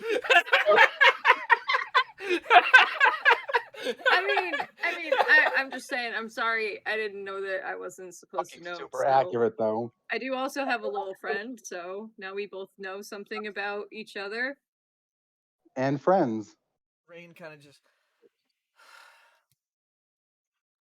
And Bleak pokes out, he's like, are you all trying to help out the queen? Just like Andy, because Andy said stealing this is helping out the queen. They all look at confused, and it's like, and who's this one? He's the only reason we're he's- not dead. He's the only. He's one of the Dai's servants, and he's helping us out. He's a friend. Just wants to help the queen, and also help uphold my oath to my master. As we steal from his master. As we steal. He's like, you're from the Dai.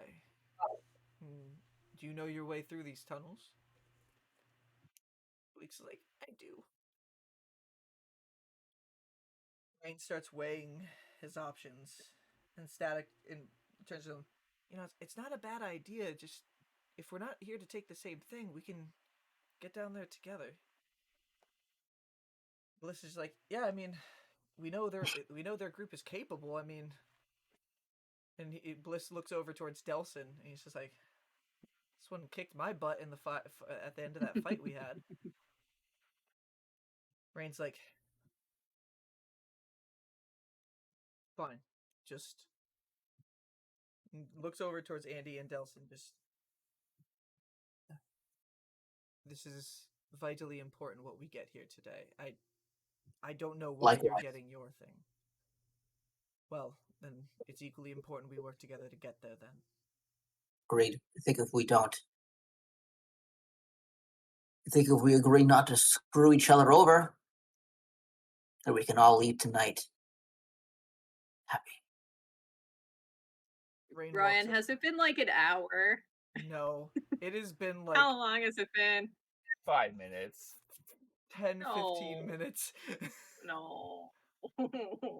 Rainn walks over to you, Delsin, and like kind of gets like up in you. Rainn is a tiefling, and just like looking at you with the horns curled back, and just like, we won't screw each other over. Shakes on the hands, and then you hear a out of the room right behind you, Andy, and Misfortune comes down the teleportation circle. Oh, hey, you're back. And just like, she is now Andy, Misfortune. she just looks up and she's like, there's more. These are some friends. You must have a fucking panic attack, guys. Andy, you all aren't that great at crime, aren't you? Are you? I mean, you're not arresting me right now. And Rainn's like, what is one of the queen's personal servants of Turxus 7 doing here? Oh, we're working with her. Yeah, she's the one who hired us. She's helping us. They all have the weapons ready, and then Delsin says, yeah, she's the one who hired us. And they're like confused, and she's like, a partnership. And that Rainn's like, you're stealing from the Dais. And Misfortune's just like, it doesn't matter the reason I'm helping. She for a second loses her composure, and she's just like, look, at the end of the day, what this group is doing is important. I have my own reasons to be here, and I'm helping out as I can. But, and she turns to you, Andy, and she's like, Andy, you've spoken to one of the gods, one of the entities that's hidden within the city. Oh. Your friend, the Kenku, Wind Whisperer, Seabreeze, I don't know what he calls himself these days. Seabreeze, I think. Even Andy's like, oh no, it changes by day. Yeah. Yeah. By the minute, really. That was what, yesterday, right? That was yesterday. Yes, that was yesterday. See, it's probably vivid. It's just been a long it's been a long 24 hours. I need to go. I just wanted, that was all of your chaoses you've caused. To Fate's favorite. She's not a god. She's just really spooky, but she worships an entity. She thinks for a second. She's like, that doesn't quite fit. She's like an acid lady. Was there any sort of symbol that was related to them? Did I see any sort of symbols? No. I mean, the only time. Okay, so I think Andy would. You know, it's related to Paul's dagger. That's probably the only thing. That's that what you I'm think saying. about. Is that dagger was in the Eye of All, which is where we saw that symbol before. Mhm.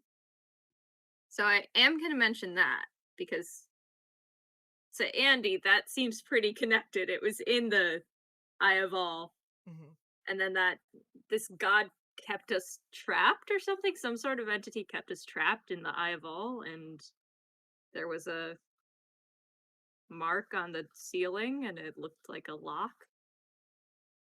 Did it have a question mark on it? Yeah. And that was the night that I saw you all with the Eye of All. Mm-hmm.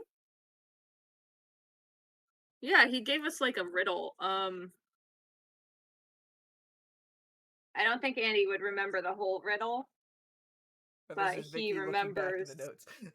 This is Vicky looking back at the notes, but he would definitely remember the fact that there was a riddle and that we had to find all those items and put them, or not the items, we had to like take apart people's bodies and put them into a thing. So like that's gonna stick in his mind. So we had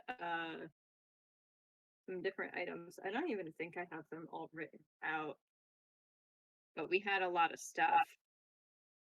What are we talking about? The time We in the had Eye of like All. we had The like an what? emerald The time in the necklace. Eye of All. Oh. There was a portal closing. There was a bunch of elementals. Oh, there was a portal to the elemental plane of water. Yeah, so you're asking Andy, who I have all the notes for. Rainn has all the notes on what happened. Just like Yeah. It's just, there was this like riddle about like what we needed to get, so we took apart the bodies that were under the water. We had to bring them all to the center of a bowl, and then it would let us out. And Seabreeze died twice. He got brought back once, and then I brought him back again, and then General Eldrick did. oh, and then that's where the dagger was. The dagger is connected to the Fate's favorite. That's the. he's like so many pieces that I can't put together. I don't know if they're the same like entity, but maybe. Yeah, I should have gone with you guys because I have that stupid question mark lock. You can change your mind and like you were going for the door and then you're like, fuck it, I'm going follower. You can do that, Callum. Can I? Because I want to go talk to Andy. Yeah. So at this point, Seabreeze, you walk through, then you pop through the teleportation circle. Oh hey. And Okay, Rainn so is just like, do I hear any of what you're talking about? Because I want to show Andy the thing. Oh, you probably come in as I'm talking about how like the dagger was down there under the water, and the dagger. Yeah, fucking Paul has powers now. Yeah. Now you outed Paul. That was a bad choice. No, I don't mention Paul. I say that. No, I do. Powers. I'd already told her about Paul. So I'm gonna hold up the holy symbol and I'll be like, Andy, do you know what this is? You're smarter than I am. Could I do a religion check?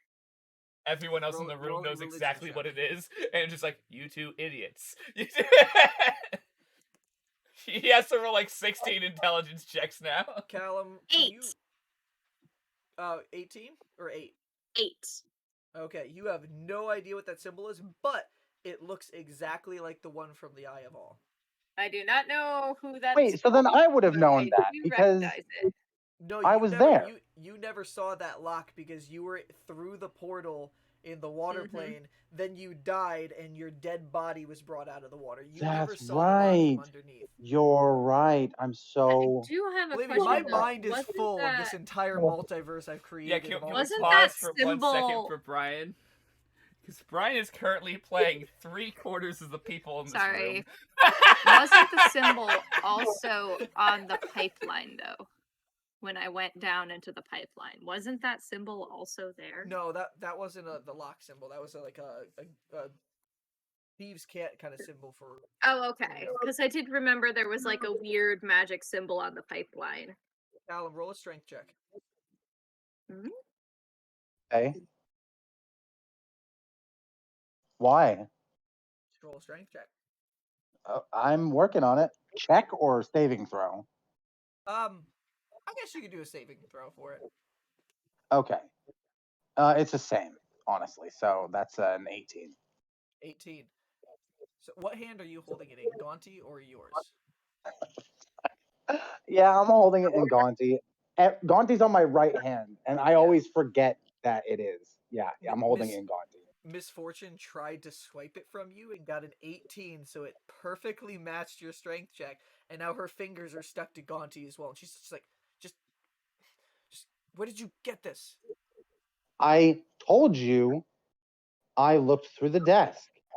And unfortunately, I forgot to tell you about this. It's not mine, it's the dies. I'm sorry I didn't tell you. Can you release me? I was still finding it. Yes, I'm sorry, but you were being impolite. You have to tell him that you want to be let go. Be nice to him. She's gonna have a panic attack. By the end of this day, this woman is gonna have a mental fucking breakdown. He's Are the we one who getting touched him. closer to the I didn't- hour that I need? She starts petting Gaunty, and she's like, please let go of this. And persuasion check. Hey, nat 20! I'm gonna help her. Oh, good. Okay. So Gaunty does let go, and she's just like, What is it? I want to know. It looks bad, and it was in the jar. It was in the drawer with all that writing, and the writing opens this, and I'm gonna hold up the decanter. Andy, this is a magic cache. This is a personal magic cache of die. Oh. you said And it's He has more than one. I know the code too. I need Rainn to say it, or someone who knows how to mimic voices. Wait, Can I try? I've heard Was the the- guy's voice. you need somebody who knows how to mimic voices? I can You mimic see- voices, you- but I didn't hear him speak. And you see Static speak up. You're just like, Ooh. I can mimic most people's voices if I heard them. Whose voice do you need? Did you hear? What is the die's name? Die what? Dai Hinata. Hinata. Die Hinata. Did you hear Die Hinata speak? Yeah, he had the opening ceremony. Okay. Say these words exactly in Die Hinata's voice. When you remember, she makes you forget. She puts her hands on the vase. She's like, You guys don't even need when me. you remember, she makes you forget. And almost perfect of the Dai's voice, like honestly spot on. And the light starts shining out of the vase. Oh, Back up. We don't know what's going to happen. So Rainn, you're over on a balcony right now with No! Cecelia. Yeah. You were just given the most important news in your entire existence. I know who my parents are, guys, but I have nothing I can really do with this information. my fucking cousin. Yeah, whatever. That's whatever. That's a later problem to deal with. Cousin is a superhero, though. That is good for political connection. Well, where were we at? It was literally the last thing that she had said to you, which is that you and Delsin are cousins. Oh, and then I laughed really hard. Yep. Rainn's Yeah, and then she said, the last thing she absolutely said was, "You're Rainn Cinderheart, is this the city's pure-hearted child?"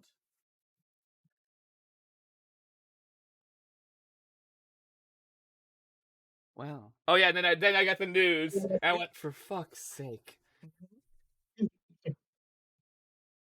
Rainn is gonna swear in some random swear in like Elven. And look at her and be like, I guess my life just always has to be complicated, doesn't it? It's never easy for anybody who lives in this city, no matter where you are. You're right, I even seem the people with the simplest of lives end up messed up in all this.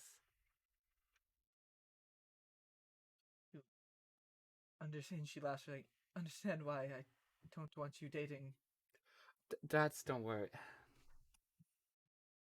She kind of like, I don't mean to get personal, but can you we keep haven't. this between us? No, what I'm about to say, not the general general conversation probably as well, but me and Delsin aren't dating. She's like, I'm sure that brings lots of less stress for you, and now that I know he's my cousin, dramatically less stress for me. of course. We've been friends about a week or two. We've been working on a project together. I really just wanted to get into the party and knew that gaining his parents' trust would get me in. Not to manipulate him, I also wanted him actually to talk to his father and mother and try and see what he can do to make amends. That's actually my true nature. I know it will be hard for him because he has told me a decent amount of what he believes his father did, but it's not my place to deal with that right now. But we are not dating. We were playing it up because it was the best cover for me to get in here. Because I wanted to come to the gala. I've begun to remember parts of my past life in the past couple weeks. And I hoped that coming here would help, and I guess I was right on that.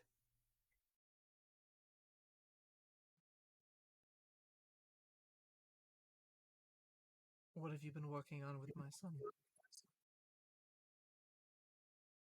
You know of his less than savory actions. Alistair has been keeping tabs on him. Delsin, who thinks he's been like sneaking around, his dad's like, "God damn it, son." You little fucknut! I felt his skills in that category were useful for something I was working on. I unfortunately, because it is a secret, cannot explain it fully, but it is a beneficial project to our city, and to our queen, and to our kingdom. Is it involving anything that's happening tonight? Some bits of it. We are working with a member of the Queen's. Ooh, what's like a what? Oh my god, not that. I'm not gonna say it is a person of the Turkises because that will totally narrow down who the fuck it is. Entourage. Entourage. That was the word I was looking for. I just could not remember the word. Oh, Delsin's working with somebody who is close to the queen. Yes. Well, I can say. Rainn then chuckles. Rainn chuckles first and says, "I guess besides myself." Look, I don't know what you want to do with knowing this now, but for at least the sake of the night, keep up the guys that you have. Be on stage with Delsin as his partner, but you can join us up there as actually part of the family. I have a feeling we'll make a breakup public later. Yes, please. After the gala. Probably a couple weeks. Probably after I don't know what steps I need to take. I assume my family left an estate. It was that I know. house you saw. I know. They burnt it down the same night that your parents disappeared. After, I'm assuming, you got scooped up, we didn't know where you went, where you were. I ended up in the poor part of town, in one of the orphanages. I don't know how they talked the orphanage owners into it, but they got me to disappear. They said you died in the blaze. I did not know. I was well out of the house. I didn't even know it burnt until today.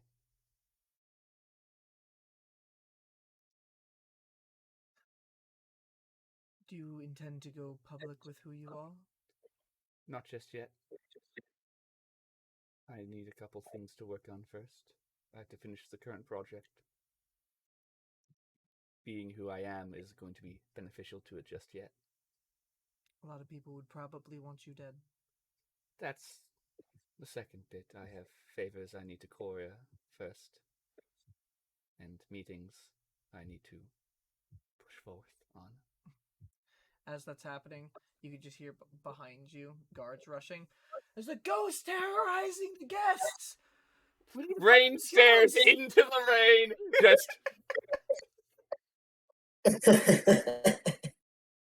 Ghost?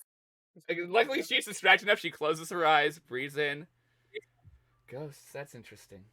Why would spirits? Is Dionysus' house haunted? I don't think he had that many demons. Not that anybody knew of, but a man of his stature doesn't have necessarily a clean slate himself. Oh, I know he doesn't have a clean slate. Or else I wouldn't be working on the project I'm working on. Whatever it is you and Delsin are working on, just do not let it ruin this for our family. I hopefully not. I'm gonna speak. And I'm gonna whisper something in Thieves' Cant towards the Raven. I know Misfortune probably doesn't know Thieves' Cant. And I'm gonna say Delsin afterwards. So she knows to contact Delsin there? Yeah. Hopefully she figures out how to tries to say what I say to Delsin. This is about happening at the same time Delsin was communicating the note of the group there, and she's too distracted with Seabreeze upstairs, so she's notating all of this to respond to afterwards. Because she's saying, Delsin, you need to make sure you make it back to the party. She doesn't know he's gone from the party, but she knows who Delsin is. But And you said the rest of that in Thieves' Cant, right? I just said, get back to the party. That's all I said, Delsin. And then I turned back. I didn't quite catch all of that, Cecelia said. What did you say? Sorry, I'm just thinking to myself, it's a very stressful night. Well, more stressful than I planned it to be. I planned it to be having fun at the gala and making some new friends and apparently enemies. That wasn't the plan. Or rediscovering ones I guess I always had and I never knew about. Oh. Cecelia, I hope you understand. My goal is to stand by the Queen's side, just like my mother.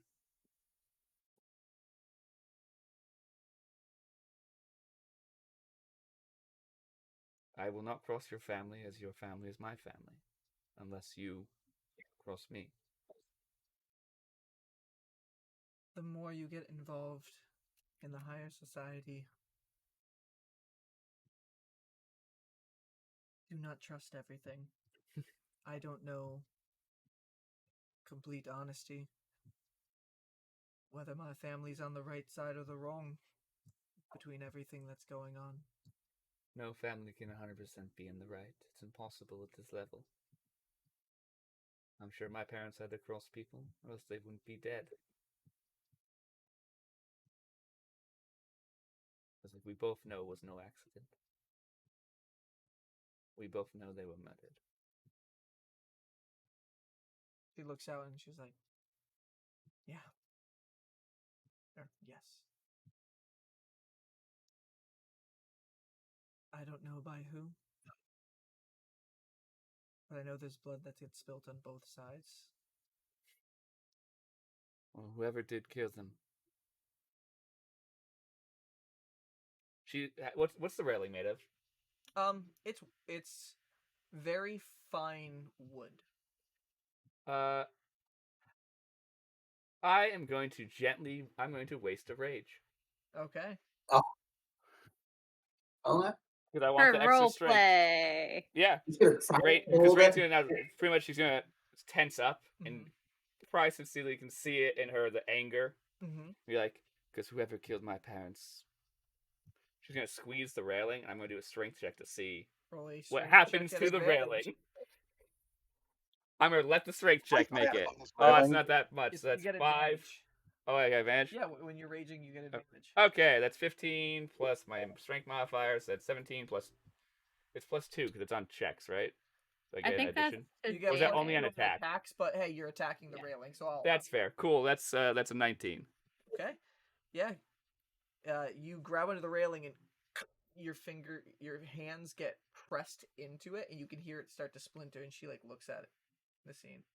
And this is the first time you're actually remembering you raged, because the only other time you raged was in Forgotten Storage, which you completely forgot about. So this is new to you. They should watch out. I'm much more vengeful than I look. And I'm meaner than either of my parents ever were. Roll an intimidation check.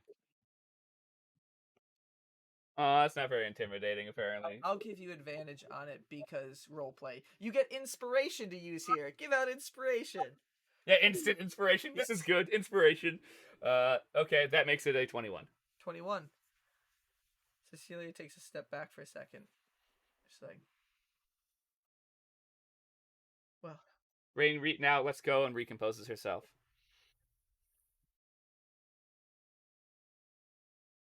despite my jealousy of her, didn't want her gone. If there's anything I find out, I can let you know. Thank you. I must return to the party. We both must. Hopefully, it's almost time for the ceremony. Yes. If you can, try to find where my son is. Hopefully he's still in the dining hall. Maybe he didn't make much. I'm gonna look at her like, you know him better than that. He's wandering.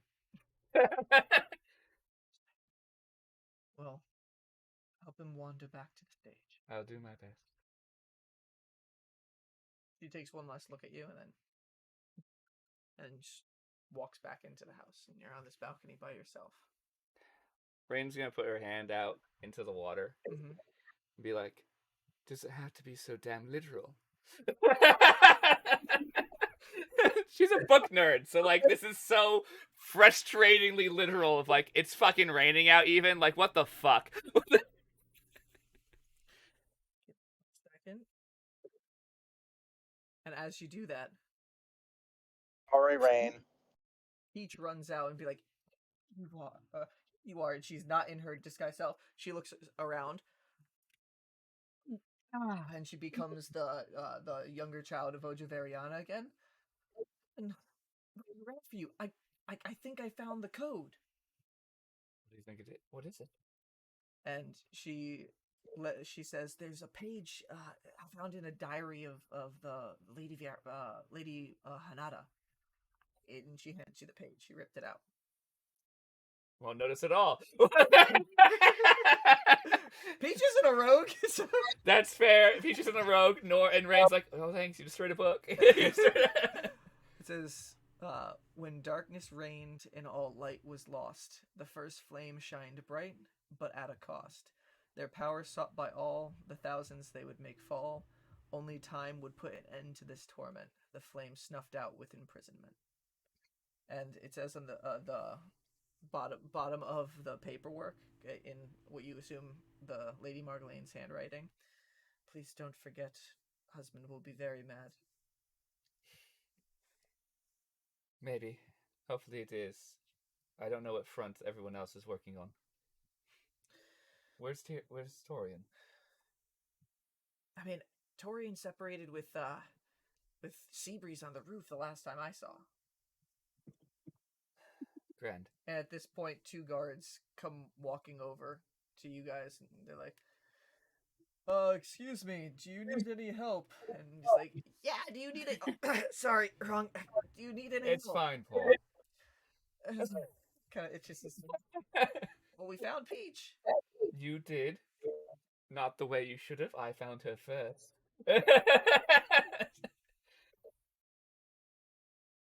Rainn's realized that she doesn't need to tell anyone who she is. She's like, none of you are useful to this endeavor. In the long term, I'm like, gods, can you walk me back to the hall? Of course, Torian says. And he puts out an arm, maybe in case you wanted to escort that way. Yep, that's perfect. Peach is like, what do you want me to do now? Do your best. Try and find the group. I know that there's the shack. What do you want me to do now? Just do your best. Because if you're with Paul, you will talk to one of us.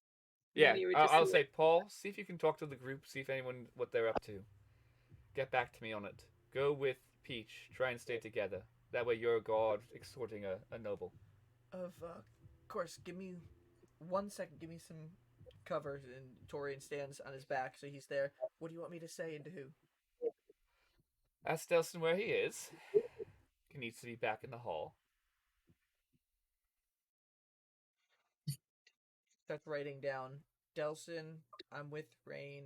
Where are you? Rainn says to get back to dining hall. Just main hall, ballroom. The ballroom. That's probably too many words, but No, it was less than 25. okay. So. And then the Then second no. one is to Andy, because I don't know they're together. Mhm. Andy, I hope you're making headway. Andy, I hope you're making headway. Get me an update. Get me an update. Okay. I'm gonna say. And that is where we will end that's today's where we're gonna session. left off? Okay. I need to get everything. Wait, no, Brian, I need to know what's in the cache. You'll find out on the next disaster. Oh, it's gonna be Fucking- next year. Fuck. Fight. You're gonna have to repeat that entire phrase so many times, but that was really long for a password. Just letting you know. It's a passcode. Yeah, that's the point. I'll send it to the group chat so you guys Ah. know. Okay. Oh. Damn. Things Fucking happened sick. today. Too much happened today. Hey, Andrew, you weren't Can you just give me a sitting hint? around Delsin Mardithas. Nope. Delsin Mardithas. No, you don't get a Delsin hint. Mardithas. I want a hint. Oh, I want a hint so bad. Come on, can I have control of my phone? Useless. Now we gotta figure out how to get back to the fucking ballroom. Yep.